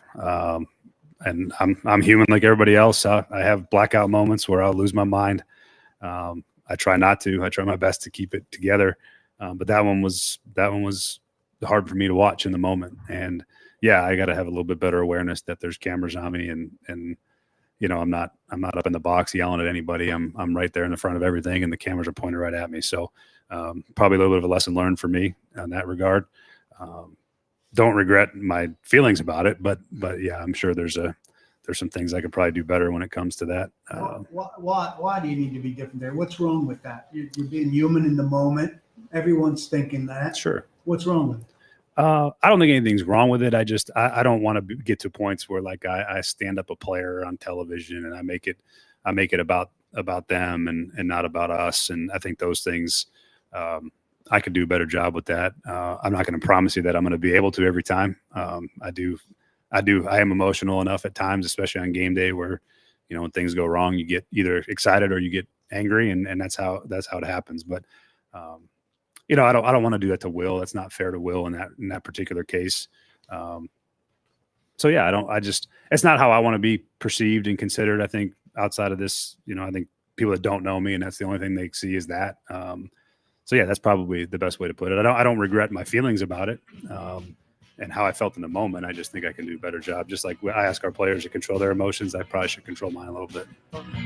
That was Brian Callahan earlier today at his news conference talking about that viral moment when the cameras caught him saying, "Hey, what the F are you doing?" Not using F, of course, used a different word, to Will Levis after his fumble. And I think most Titans fans could relate to Brian Callahan in that moment. But it's interesting to hear a rookie head coach who is in the spotlight for the first time. When that mistake happens, the camera is going to him. When he was an offensive coordinator or a quarterback's coach and something like that happens, the cameras aren't looking for Brian Callahan. Now they're looking for Brian Callahan. And I think it's interesting to hear a rookie head coach talk about, how he comports himself on the field, not wanting to disregard the emotions he's having, but maybe being more cognizant of the fact that everybody's looking at him now when he says those things. Well, that's just one of those situations where time on task, you learn as you go. You could have been, and I'm sure he has been prepped to be a head coach. But they can't prep you. It's hard to prep someone for every emotion that you're going to have as a head coach. He addressed it. He said he can be better, and he's choosing to move on from that. But he said what was right was, listen, I'm not apologizing for the way I felt about the play. By no means am I doing that. I'm just apologizing that I allowed y'all to see my frustration. The frustration is still there, whether he would have been yelling or not. I know plenty of coaches that they look so calm, and then you come back to the huddle and they look at you like, have you forgotten to play football? Seriously? And then once we get in the meeting room, then we undress you in regards to that play. But it's not like these things are not going on in his head. It just came out. And I'm glad it did, because there comes a point where, just like a player, there has to be some emotion there. Like, especially if I'm telling you over, and that's like a receiver dropping a pass over and over again. Eventually, as a quarterback, I'm going to come over and you're like, what's going on? Or you're running the wrong route. Like, what's going on? We've told you a million times to run it this way, and you're not running it that way. And you know what the quarterback's going to do? Not only is he going to get mad at you, he's going to say, I don't want this guy in the game anymore. I can't trust that he's going to be in a position that I want him to be in. I love the reaction by Callahan in reflection. This is a coach in his second game as a head coach. He is a guy that has been in the press box in the past, I don't know how many years, like years and years. He said before the first game, he said, I haven't been on the sidelines for a game in a long, long time. So I like that he's self-evaluating and saying, could I have handled that better? When every fan loves the reaction there, because they had the same thought that he did. But I like that he's saying, look, as the leader of the team, as the coach, as the guy that's trying to get the best out of this, I don't think it's good to show up the quarterback there. And he did. He showed him up. And I think there would be a lot of athletes that if you did that to them, you would have a pretty visceral reaction. You could have a shouting match, right? I have seen that, right? You never show me up. That kind of thing happens, and it leads to bad things. So I like that Callahan did it, and he said it perfectly. There's two positions you cannot, where you really think long and hard before you sort of show them up, quote unquote, on the field. One is the kicker and one is the quarterback. Those two guys. I wouldn't have guessed kicker. You can't do it to kicker. As much as you may be upset with them, you can't show him up on the field because kickers it's a fickle position. They're like goalies. Yes, like goalie is like a golfer when he's putting. It's just like it doesn't make it better. It doesn't make it any better by yelling and screaming at him. It doesn't. What you just hope that you can come back to the sideline, look at him like he's crazy, go over what you need to go over, and hope that the way you're saying it, it gets embedded in his brain, whether it be a PAT kick, a place kicker, or a quarterback. Those are two guys. If you get too much in their head, they're through. David on our text line driven by WilsonCountyHyundai.com says, I yelled the same question in terms of we all did in our own words. Right? I don't blame Brian Callahan, but there is an interesting question from Jeff on our text line as it relates to the DeAndre Hopkins situation that Derek was just breaking down. He says, quote, the Hopkins situation is just more evidence that the Titans just plug holes according to immediate needs to field a team with no plans for long-term success by building a winning team. This is why they are perennial losers and garner little respect from NFL insiders. It all starts at the top. What do you think about that? I think they went out and they addressed the positions the best they sort of know how, considering what everybody else was doing. They went out and got one of the top wide receivers in the free agent market. And up until this point, he's proven that, yeah, we paid him the money and we're so far so good. Now, he could have came up with the deep pass, but everything else, so far, so good. He has 2 touchdowns, 1 receiving and 1 rushing. So we're getting so far, so good. Our money's worth. You go to Cushenberry, he's playing well.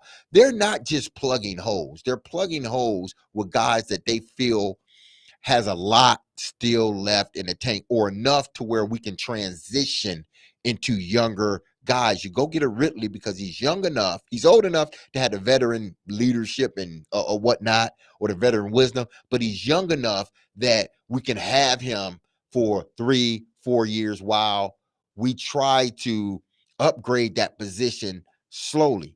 They're going to upgrade the wide receiver position, best believe, in the draft, and they're going to do it with more than just one player. They're going to do it with 2 wide receivers, whether it be in the first round and in the third round, or in the second round and in the third round. They're going to address this position because they need to. So, I mean, I don't agree with what he said, because of these guys that they have plugged in, they're doing a good job. Snead's doing a good job.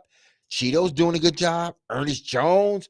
Murray's doing a good job. I like Ernest Jones. Yeah, Murray's doing a good job. He did give up a touchdown pass, but I mean, for the most part, he's doing a good job. So they're not just filling holes to be filling holes.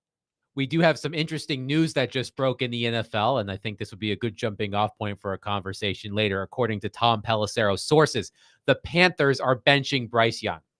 According to Tom Pelissero, the Panthers are benching Bryce Young and starting Andy Dalton beginning this week. I think it's just he's had enough. It's like a TKO. Like, they just can't support him. They can't protect him. They have nothing around him.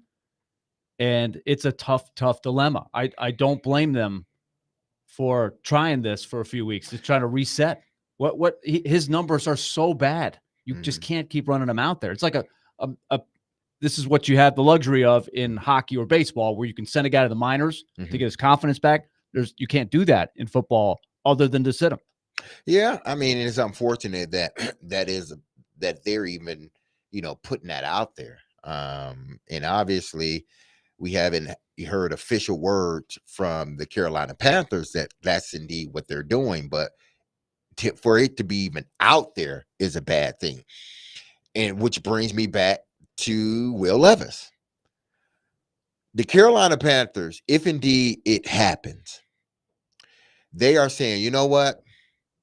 We're going to stop this train right now before we move. We're going to stop it right now. We're going to go to our backup and we're going to let the season play out, because it doesn't seem like, under the conditions right now, that this young man is going to be able to thrive. We need to get a veteran quarterback in there, a guy that has seen a lot. And it may not get better, but at least the quarterback we're putting in, Andy Dalton, he's experienced a lot of things, so he may be able to work his way out of this.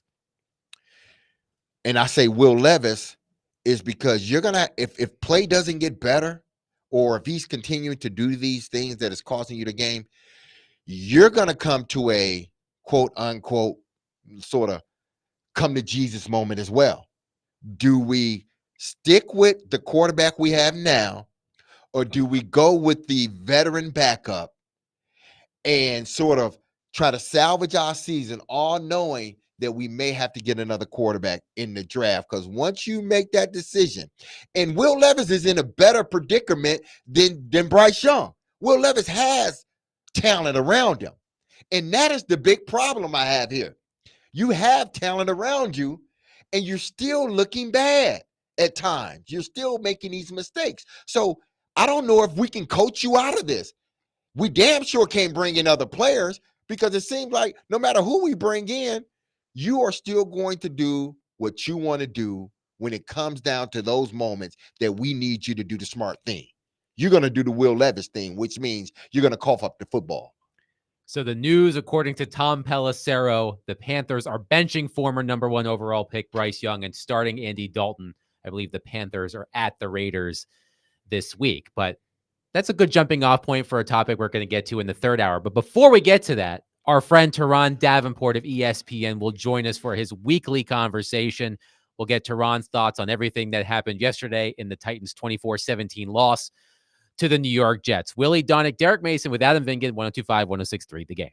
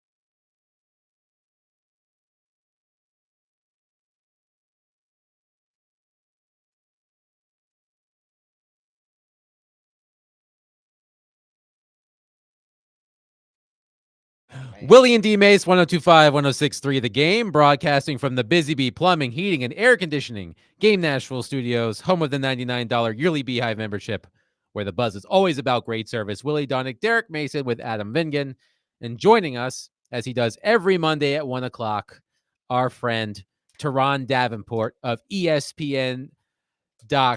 Teron, the question on everybody's mind is it's the question that Brian Callahan asked Will Levis that all of our amateur lip readers figured out. What the F are you doing? How much concern should there be that Will Levis, a week after being grilled and roasted for the decision against the Bears, then went ahead and did something similarly boneheaded 1 week later? How much concern should there be if you're the Titans?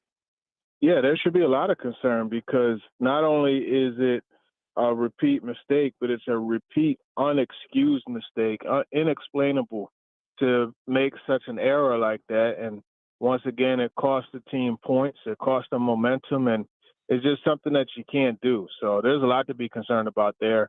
And Titans fans, they are rightfully concerned because it's a huge issue. Levis said after the game yesterday, and I hope I have this correct, he needs to rewire his brain to prevent those plays from happening. But he is a young quarterback in terms of starts in the league, but he is 25 years old. How confident are you that Levis can rewire his brain, and what can the coaching staff do to hammer that point home so that when faced with those situations, he does not make the wrong decision? Yeah, I don't know. I don't know what they could do to hammer home common sense type of things. It's something that he has to be able to realize can't happen. And, at some point, it all comes down to you have to process what's going on and understand the pros versus the cons. And this third down, just go ahead and hold the ball, go ahead and let it be a field goal, get the points. There seems to be, it's a bit of a recipe for disaster, Teron, because you have a quarterback, when faced with pressure, can make these decisions. He's also playing behind an offensive line that allowed pressure on 60% of his dropbacks yesterday afternoon, I should say, according to Next Gen Stats. So he's facing an offensive line. He's behind an offensive line that gives up a ton of pressure, according to the numbers. He doesn't seem to handle that pressure well. He did have a couple of plays yesterday, I acknowledge. That escape that he had near the end of the game to set up the last attempt to tie the game was very impressive. But it just feels like a recipe for disaster. But on the offensive line, those numbers are jarring. Are you seeing improvement from the offensive line through 2 games that you would have hoped to see with Bill Callahan as coach? Yeah, I mean, the head coach explained it and pointed out the improvement with Peter Skoronski and J.C. Latham on the left side. So you do have that. But, I mean, Nicholas Petit-Frere has become a liability, and it's an area that, they have to figure things out. I will say this, though, a lot of the pressures, not a lot of them, but there are some pressures where it's holding on to the football too long. It's not seeing things quickly and delivering the ball. I think a good example of that was the first play on that when they were down in the goal line there, and Ridley was open, but Levis, he saw it, but then kind of tucked it, and he ended up getting pressure there. That's a pressure that they don't have if he throws it when the receiver is open. So there's a balance there, but, I mean, it's definitely got to get better up front. And you look at the beginning up until he had that mistake there that he made, he was 4 for 4 on pressure. So, I mean, he's shown that he can deliver when being pressured, but it's just it's a combination of the two. We'll talk with Teron Davenport, discussing the Tennessee Titans' disappointing loss. And, that's wherein lies the problem, TD, is that if you watch the game, he's completing over 65%. He's completing 67% of his passes. So it seems like he's at times doing the things that you want him to do, but then he sort of makes these decisions, whether it be, the lateral behind, not hitting guys in stride, not throwing guys open. He's doing all of these things that you're asking him, and you figured you've coached out of him during the offseason and even in the preseason, and all of a sudden these things continue to show up. Because if you look at it, I do believe, and Will and I talked about this, TD, I do believe Brian Callahan has a awesome package for this team offensively. The things he's designing, he's keeping defenses off balance, but we're doing all of this, and the quarterback seems to each and every time do something that is going to put us behind the chains or either cost us a game. Yeah, and it's not just the quarterback. You have the penalties too, the unnecessary penalties that push them behind the chains too. So you look at, second and long, third and long situations. Yeah, I mean, you could be Kyle Shanahan, Bill Walsh, all of them. I mean, anybody in that situation is going to be tougher to dial up a play in those types of times, and especially you look at last week to this week where they went from around 13% to 31% play action. You're not going to use play action on second and long, third and long, because you're not fooling anybody, so it limits that part of it too. So there's a lot to be involved with that. And I know there are people who say Callahan's play calling is suspect and are saying to question it, but I think you need to look at the drives that they put together. Like that drive where Levis turned the football over, they drove down the field. They're putting together 11-play, 70-yard drives. It's taking 5 to 7 minutes off the clock. So I wouldn't necessarily say Callahan is calling a bad game. His packages are good. You even look at the call at the end of the game with Tyler Boyd. It was a nicely designed play that had Boyd supposed to be able to slip underneath Okonkwo, but Okonkwo got jammed up at the line of scrimmage, and Boyd had to rush the route, and that's why it was short of the the goal line. So these are all things that you might not normally see and just quickly point blame, but I mean the play design and calling I think is fine. Now, another situation that seems to have it seems to be bubbling underneath the surface, I think. DeAndre Hopkins, and I know you've spoken with him as far as, is he good? Is he healthy? And I'm sure he's relayed to you, hey, listen, I'm good. I'm healthy. I'm ready to go. I don't need to be held back. But it seems like that over the last 2 games, they haven't looked to target him not much. He's not in the game as much. And there were times that I felt that Will Levis could have hit him, but he chose not to. He looked at him and then chose to look deep and throw the ball somewhere else. Where do you see this thing going? Because I just can't believe that it can continue to go this way and D-Hop just be okay with it. Even after the 9-yard catch, you saw sort of the frustration in his face. Like, finally, y'all got me the ball. Yeah, and that's the thing that's really strange, because Callahan, as he said, is calling plays with Hopkins being the first read because he's trying to get him the football, but for whatever reason, it's not getting there. It's strange because it's just like how you and Steve McNair were, where like you were his guy. At times of trouble, he's trusting you and knowing where he could go, and that's how it is with Levis and Hopkins, and it's just not happening. So I'm curious, how healthy Hopkins is and how much he is working towards being back to the normal self, because, I mean, he went from, 15 snaps to 26, so there was a little bit of a bump, but you still got Treylon Burks playing 30-plus and Hopkins playing under 30. And so there is a level of curiosity what's going on there. We're talking to Teron Davenport, talking with TD. You hear him all week. He covers the Titans for ESPN.com. So, Teron, I realize you cannot wave the magic wand for this, but I ask this in the context of trying to evaluate the plan for the offseason that Rand Carthon had in placing together the roster that they did and hiring the coach that they did in Callahan. If you could flip 4 plays, the 2 egregious bonehead plays that Levis made of the turnovers, one last week, one this past week, and the 2 block punts. In theory, I think they could be 2-0. But my point is I'm evaluating, if I'm Amy Adams, right? I'm evaluating this as, hey, I like what the plan looks like here. If we can avoid this egregious stuff, I'd be pretty happy with where everything is. So I take that wherever you want to go with it, TD, because I think you have to kind of stick with this plan. And I'm sure Brian Callahan is probably saying the same thing that I am. Give me 4 plays going different. Forget about a good play, but just a routine play on those 4 plays. And the whole season could be looking different.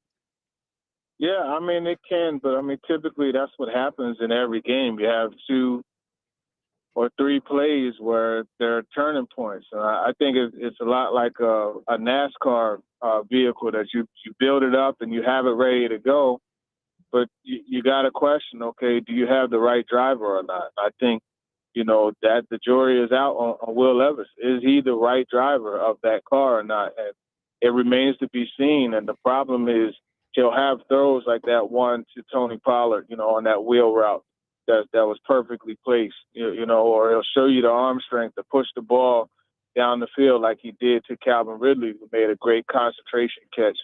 And you say, okay, well, that's what that's going to make me put up with some of the other stuff. So, yeah, everything looks good as far as what they've done. And if you take those plays out, but those plays happened, and you have to wonder, okay, when will it get to the point where the quarterback stops putting the ball in harm's way and making these decisions that are not of a guy who's ready to take the keys to the car and run with it? And I do wonder what is going on in Amy Adams Strunk's mind as she is watching this, especially with the backdrop this coming week of Malik Willis coming to town. I just wonder how this could be viewed by her, because how she thinks does dictate, as we've seen, her views can turn on a dime and have things moving in a different direction if she doesn't like what she sees in a strong way. Let me ask specifically, though, TD, about the 2 block punts. It looks very simple what happened. A guy completely whiffed on a one-on-one block. Is it that simple? How does that happen? Yeah, I think Callahan, he explained it pretty well, where it's just the bottom line. Julius Chestnut, he left to get into coverage too early, and that's why he whiffed so badly. It's because he was trying to get into his downfield coverage assignment and not taking that time to, you're not going to be able to cover everything if the guy gets to the ball and blocks the punt. So you got to understand first things first, and he didn't understand that, and that's why you had that play like that. Those are the things that just can't happen. I think it's something that you gotta, coach that explanation, just as I just put it, right? Okay, yeah, you are supposed to cover, but you're not going to be able to cover if the ball doesn't get down there. So, TD, I was trying to evaluate the defense yesterday. I thought it was a really good chess match. They did a lot of good things. This is where you have to give Aaron Rodgers credit for being opportunistic, because he looked bad at times. They struggled at times, but they made key plays at key times, some great throws at great times, and a couple of nice play calls and looks that got him into the end zone. If they could have held him out of the end zone, once instead of a touchdown, it's a field goal. Maybe it's a little bit different look, but how would you evaluate what you're seeing from the defense? Let me ask this one specific one, because I'm curious. We haven't talked about this play. Mm-hmm. The Jeffrey Simmons roughing the passer. He gets his arm up and hits Aaron Rodgers' arm. The follow-through of Aaron Rodgers' arm knocks Jeffrey Simmons' arm into his face mask, and somehow his grip gets on the face mask. I totally understand the call. To me, that is bad luck. And that is in that category of a swing play that maybe could have changed the game. The opportunity, instead, the Jets go down and score. They get the break and they cash in. So it's another example of how close they are to 2-0 as opposed to 0-2, despite these egregious screw-ups that they've made. Yeah, I mean, you basically explained it. That's how it is, and that's what happened. And it was one of the ones, like Simmons said, a Hall of Fame player, a future Hall of Fame player is going to get that call, and that's what happened. Now, TD, explain what do you think of the Trailenberg's play? Because I know, again, I don't know this guy that put out tweet or X explaining why he felt it was Traylon Burks' fault. And I'm looking at it like, seriously? Because Will Levis had a clear pocket. He was able to step up in the pocket, but he chose to short arm the throw, which gives the defensive back and the safety an opportunity to catch up with the ball. Traylon is running, I believe, to the back pylon or the front pylon. As a quarterback, you're taught, lead the guy, don't throw it to him. And you throw it to him, which causes it to be a 50-50 ball. Listen, it was a hell of a play by the defensive back. I thought Traylon did everything he could to go up and get the ball, but at the end, the guy made a better play than Traylon Burks did. But to me, first you got to look at the quarterback. If you throw it out there, he has a better opportunity to come down with the football. Right. And I mean, you have this big arm. Why not push the ball down the field and give your guy a chance to run under it and go get it and score? And I think that's something you do look at. And yeah, it was underthrown. It shouldn't have been. But even in that situation, I mean, sometimes another player is going to make a good play. And of course, you want the receiver to high point it.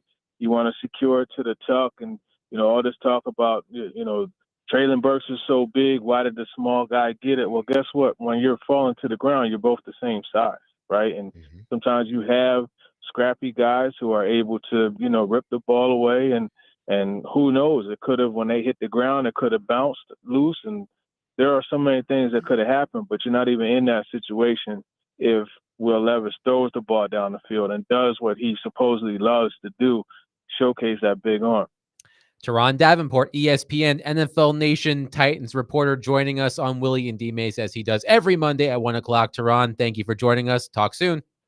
Yep, for sure. Appreciate it. Teron Davenport joining us as he does every Monday, 615-737-1025. We mentioned some news around the NFL. It got me thinking about what would happen if that happened here, because Willy brought this up to us yesterday when we were just chatting amongst ourselves. And I think it could lead to an interesting conversation. 615-737-1025. Willy Donick, Derek Mason with Adam Vingan, 102.5, 106.3 The Game.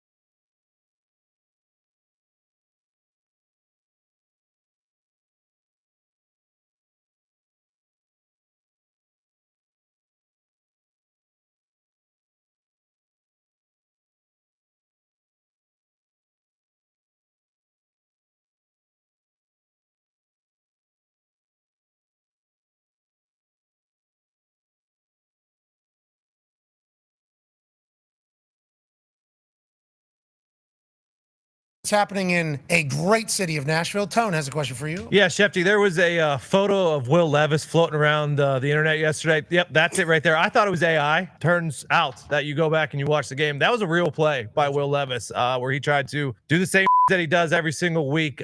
Is there any chance that they make a quarterback change in Tennessee based on Will Levis just not giving a shit about the football? I don't think this early in the season. I think that Will Levis is the guy that they're going to continue. That is the play. That is the photo. It's a great photo, not AI. Great photo. Great play. Yeah, Mason Rudolph is his backup, and Mason Rudolph played pretty well last year for the Steelers when he came on in relief at the end of the season. And I would think that obviously if he struggles at a certain point, they can make that decision later on. I don't see them doing that right now. I think that Will Levis has shown them enough. They've invested enough. I think they're going to continue to ride with Will Levis right now. I think those quarterback questions there are a little bit ways off right now. That's my sense.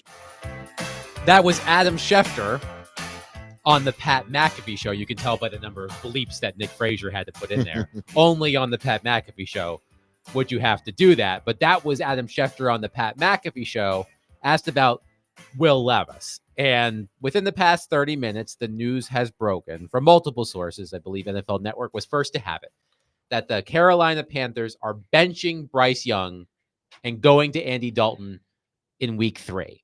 Now, it does not say in the report that this is a season-long benching. They're just parking him for a little bit. Taking a step back, yeah. Which has me thinking about not would, because it sounds like, at least for now, according to Adam Schefter, the Titans aren't entertaining this. But should the Titans, at some point, depending on what happens in the next game or next games, should the Titans entertain doing the same thing? And Willy, we were texting amongst ourselves yesterday about if the Titans were to get competent, run-of-the-mill, game manager type quarterbacking, would they be at least 1-1? Could it be possible that they're 2-0? I think you could argue that they could have been 2-0 and no worse than 1-1, even with the 2 block punts. And that's saying something. We just had Teron Davenport on. He tweeted this yesterday. The Titans are the first team to have their own punt blocked, throw an interception, and lose a fumble in consecutive games since the 2002 Chargers. So it has been 22 years since a team did all of those things in consecutive games. The Chargers went 1-1 in those games. The Titans are 0-2. Right. Is that a trend? Is that a trend now? I don't know. Hey, that means you got a special ball club. I think 3 makes a trend. I think 3 makes a trend. So put it all into the basket of shooting yourself in the foot multiple times. Yes. And you can't overcome it. But they've been very close to overcoming it, which tells you a lot. Here is what I was thinking with Mason Rudolph. I'm not calling for them to put Rudolph in now, but they do have two games before they have an early bye. Packers, Dolphins. You're probably going to face the backup quarterback in both of those games. One of those backup quarterbacks happens to be named Malik Willis. And so I think that's got a special viewpoint, especially from the owner, Amy Adams Strunk. So it's set the stage for some big drama on Sunday. And Schefter said on his appearance with the Pat McAfee show that Jordan Love is not expected to play this Sunday. So the expectation is that it will be Malik Willis versus Will Levis on Sunday. Now, DMase, let me throw this to you. In the game management, what would it look like if you just had a veteran Mason Rudolph type?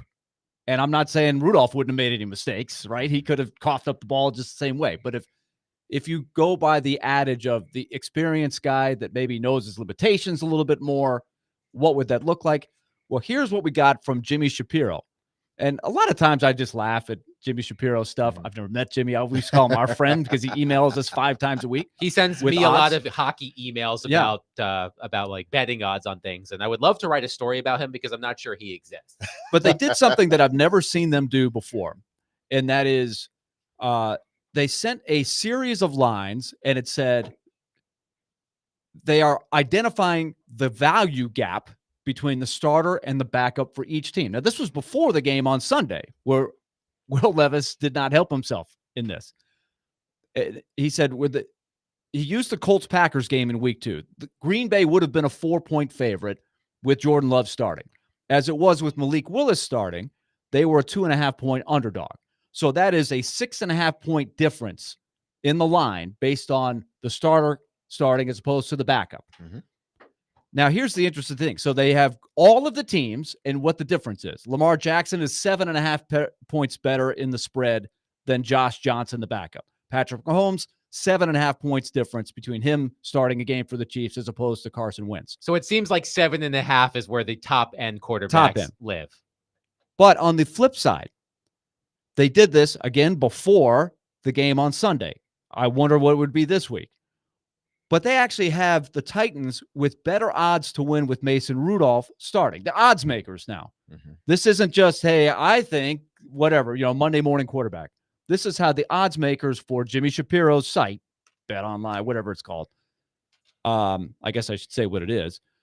But they have Will Levis hurting the Titans by 0.5 point compared to whether Mason Rudolph started. I thought that was an interesting context to ask this question of, what would it look like with the other guy in there? And is there any merit to, if this continues for another week or two, to say, let's do the Bryce Young, let's take a step back to hopefully take the 2 or 3 steps forward? I don't know. Just a lot of things, my wheels turning with this. Here's what, the Titans, they're going to come to a point where they're going to have to make a decision, and the decision that they make will alter the franchise moving forward. Because the next 2 games before your bye week, you have 2 good teams, but these good teams are without their quarterback. Now, Green Bay proved they can win in another fashion with Malik Willis underneath center. They won the game the other day, threw for a touchdown. He was 12 for 15. He had a very efficient game. His best game by far as a pro. Exactly. He was efficient. I'm sure that he did exactly what they asked him to do. It probably didn't look perfect, but he didn't botch the game for him. Miami, I'm sure there'll be a little bit better. The second go around with Skylar Thompson, now that they have a week to prepare with him underneath center. Even though you're going to get against these teams without their quarterback, these are still good teams. It's going to come to a point where, however, these next 2 games, to me, and it's only me, I haven't heard anything. I'm just looking at the landscape of how the NFL sort of operates in a sense.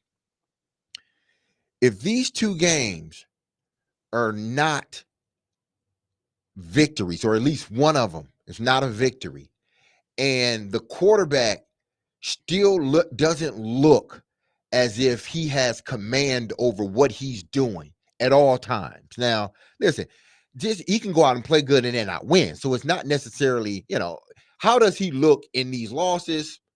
Because if they win, you got to keep him as quarterback. But how does he look, say, if you go, 1-3 at the break? They're going to have to make a decision, sort of like Pittsburgh made their decision. Pittsburgh said, listen, we're done with this Ritter stuff. We are in a position right now, we're not too far off. We still can salvage the season and make the playoffs. They chose to do Pickett. You said Ritter. Pickett. I'm sorry. The Falcons basically did the same thing. Yeah, Falcons did the same thing. Yeah, but Pickett. Tomlin said, enough with this. We still are in reach. This division is still in reach. We're going to go with the backup. And what did the backup do for them? Got him in the playoffs. All 4 games, got him in the playoffs. If the Titans are 1-3 and say Houston wins the next 2 games, the Titans have to make a decision. Do we try to salvage the season and go with Mason Rudolph, or do we stick with this, roll the dice, and have the potential of losing our team completely? Because this is what it's going to come down to. Because if Will Levis doesn't play better in those crucial moments, if you're 1-3 or 0-4 going into the break, you have the responsibility to make a decision that's going to better your team. And to me, if Will Levis is still doing these things, the decision would be to go to Mason Rudolph, because you can't sit there and explain to your team, we're doing everything, and they're looking at the quarterback and say, well, he's not doing his part. We got a backup that has been in this position before, and he won 4 games to get his team in the playoffs. So let's at least go to the backup and see what we have, because if we continue with the starter, it doesn't seem like we're going to do anything. I think we would all agree that Mason Rudolph, who did come in late in the Steelers season and help that team get into the playoffs, he's never going to be a bona fide every week NFL starter. He's not your franchise quarterback. Right. So if you are the Titans management, if the season goes off the rails, let's just say the Titans lose their final 2 games before their bye week and they go into the bye week 0-4, and Will Levis isn't learning, would it be wise to put Rudolph in an attempt to salvage the season? Maybe he gets you to 5 wins. Maybe he gets you to 6 wins. But then you're giving up on Levis, and you're not putting yourself in a position to draft the next person, the next quarterback for your team. I am of the mind, and I think I was like this with the Predators. I guess even last season, but I'm thinking 2 seasons ago. But let's use last season. When the Predators lost to Dallas in February 9-2, right before they went on that point streak that came out of nowhere, I was thinking to myself, I'm not sure this team is going anywhere. I'm not saying tank, but if they lose and they put themselves in a better position to get a draft pick, it's not a higher draft pick. It's not the worst thing in the world. Now, it's different for me to say that than someone like Derek, who's in the locker room and having to deal with that. It's easier for me to say that. But if I am the Titans, I stick with Levis, because if they end up going, I'm just throwing a number out there, 4-13, I'm in position to draft a potential franchise quarterback at the top of the draft. I'll give you an example when that happened to the Predators. In 2013, they were in the post. Ryan Suter left them at the altar. They had a really good team for 3 or 4 straight years that won a couple playoff series. And they were battling in typical Barry Trotz scrappy fashion, but they had some injuries pile up, and then they completely collapsed down the stretch. And what happened as a result? They traded Martin Erat to get Philip Forsberg, and they moved all the way up to number 4 in the draft and drafted Seth Jones, which turned into a good asset that they turned into Ryan Johansson. And they rebounded way quicker than possibly they could have. They had a bump in the road. And so I see what you're saying there. Is it better to finish 7-10, or is it better to finish 4-13 if that is going to give you 8 extra spots in the draft? That could factor into who's the better quarterback to play. Well, so I mean, I think you got to figure: are we still in this division race? 3 teams are 0-2 in the division, right? So you're not that far behind at this point. Yeah, you're not that far behind, but I think what we're missing in all of this, Barry Trotz said the previous year, if y'all don't force me to keep y'all together. Force me to keep y'all together. Yeah. Show me that y'all want to be together, because if y'all don't, I'm telling you right now, I'm making changes. I'm going the other way. So here, y'all have a handful of games to show me that I should keep this team together. And what did they do? They showed him, and he kept it together. It was Missouri. Show me something. Absolutely. And they showed him. So that's the part that we're all missing. He already gave them warning. Okay. Brian Callahan has gave y'all warnings. The blow up on Will Levis on the sideline, the week prior saying he can't do all these things that are coming out. He's giving you warning, so that if it continues to happen, I can't sit back and be complicit in this. I have just like, what did Barry say? It's about me doing what's best for the organization, not the individual. So regardless of who you are, if I make changes, it's going to be because of the organization, not you.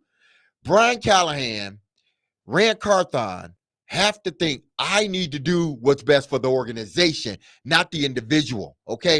And if things doesn't change about time we hit the bye week, then I got to make a decision for the organization, not for the guy.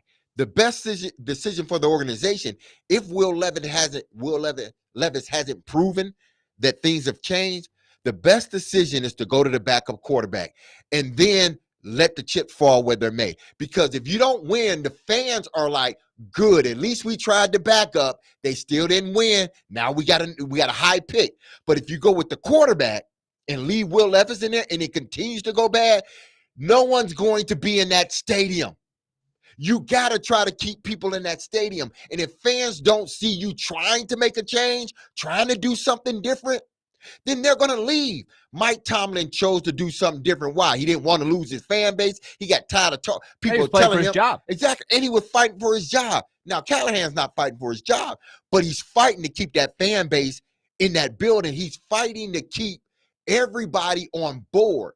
And if Will continues to do those things that are costing them games, you got to make a decision. And your decision, the decision that you make, is going to ring loud in that locker room, because you can be like the New York Jets, where Saleh chose to keep Wilson as quarterback. And what came out of that building? Nothing good. They were fighting amongst themselves. Everything went haywire. Why? Because they chose to keep him as quarterback, and everybody was saying, this dude can't play. So if Brian Callahan continues to have Will Levis underneath center, if he doesn't change, you have a responsibility to your organization first and foremost, and then to your fan base that, hey, listen, we see what y'all seeing. We're trying to make a change, but honestly, it's just not going the way we expected it to go. If you keep Will in there as quarterback and nothing changes, you're going to lose your fan base, and you may just lose the locker room. 615-737-1025. We're getting plenty of texts on this. We'll get your reaction next. 615-737-1025. Willy Donick, Derek Mason with Adam Vingan, 102.5-106.3 The Game.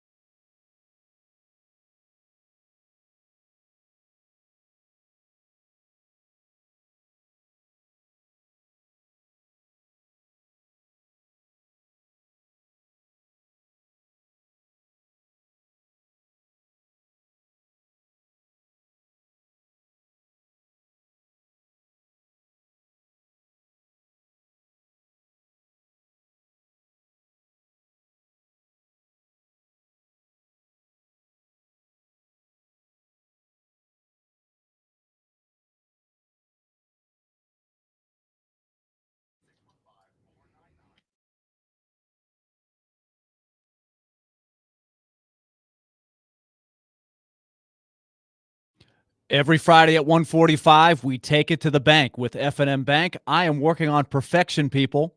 Not in a good way. I have not hit a pick so far in our 3-week span, but I'm on the comeback trail. I hope, anyway. F&M Bank, big sponsor of our show. They have 20 locations in our listening area. All you've got to do is go to the website, myfmbank.com. Find the one that's nearest to you, because let me tell you what they're about. They want to be right smack dab in the middle of your community, whether you live in Springfield or Mount Juliet or Murfreesboro. Just find that website. You'll see that they're right in the heart of your community, and they want to be a part of your life in this way. Banking made easy on purpose. They want to make your life easier. Sometimes your finances can get complicated. They want to simplify it for you. They've got so many different ways of doing it. Just go to myfmbank.com and see for yourself. Find that nearest location and start the process. They've been awesome for our show. We take it to the bank every Friday at 1:45 with F&N Bank. Banking made easy on purpose. Member FDIC, equal housing lender.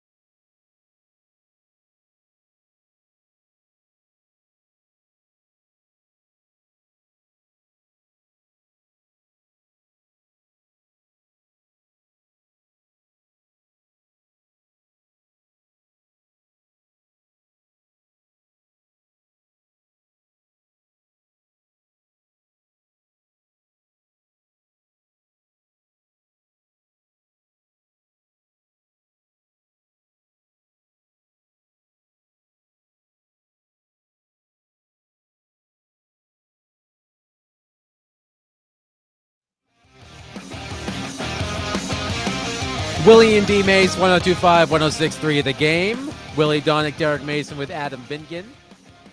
Jared Stillman coming up next at 2 o'clock. I'm sure he'll have a level head about what happened with the Titans and Jets yesterday.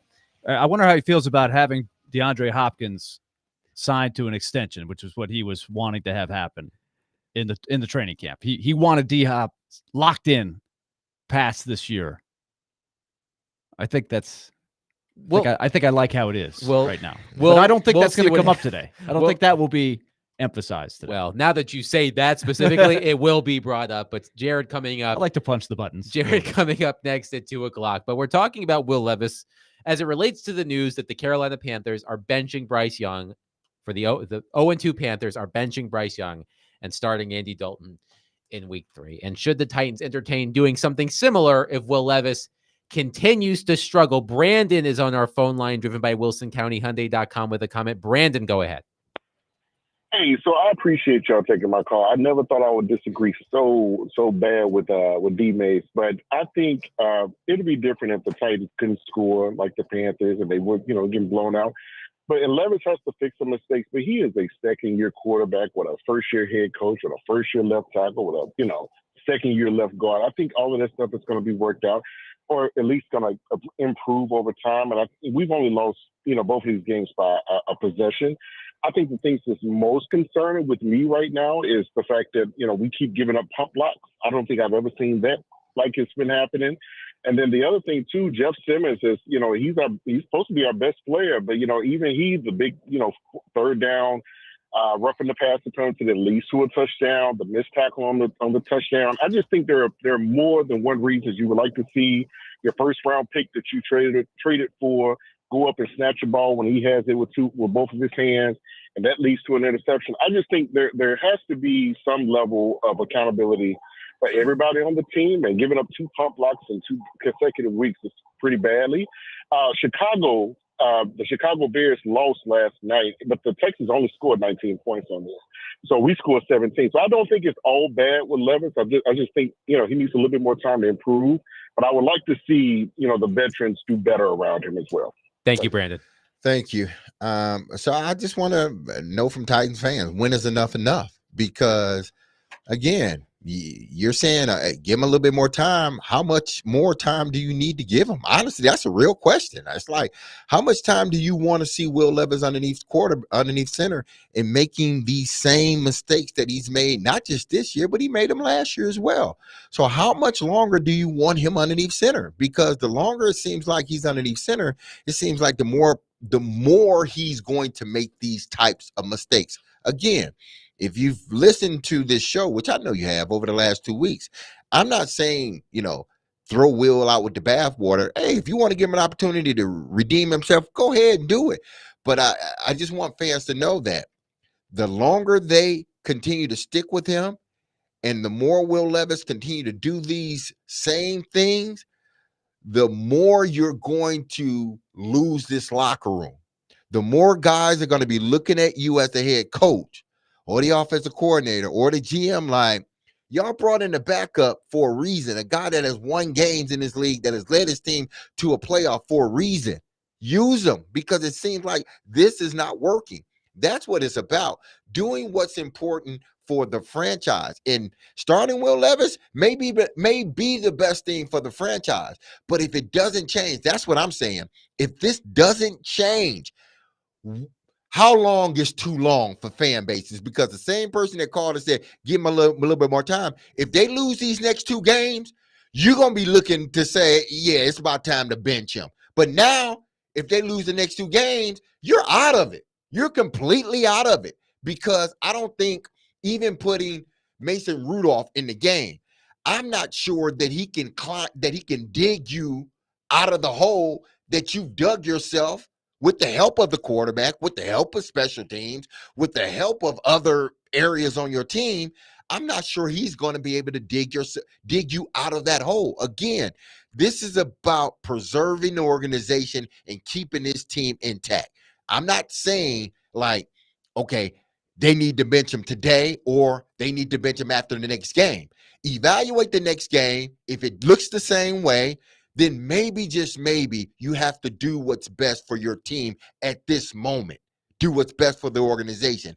And to keep that locker room together, the best decision may be to go to the backup quarterback, because the starter's not showing you enough to stick with them. Again, the completion rate was good, 67%. That's where you want Will Levis, around that.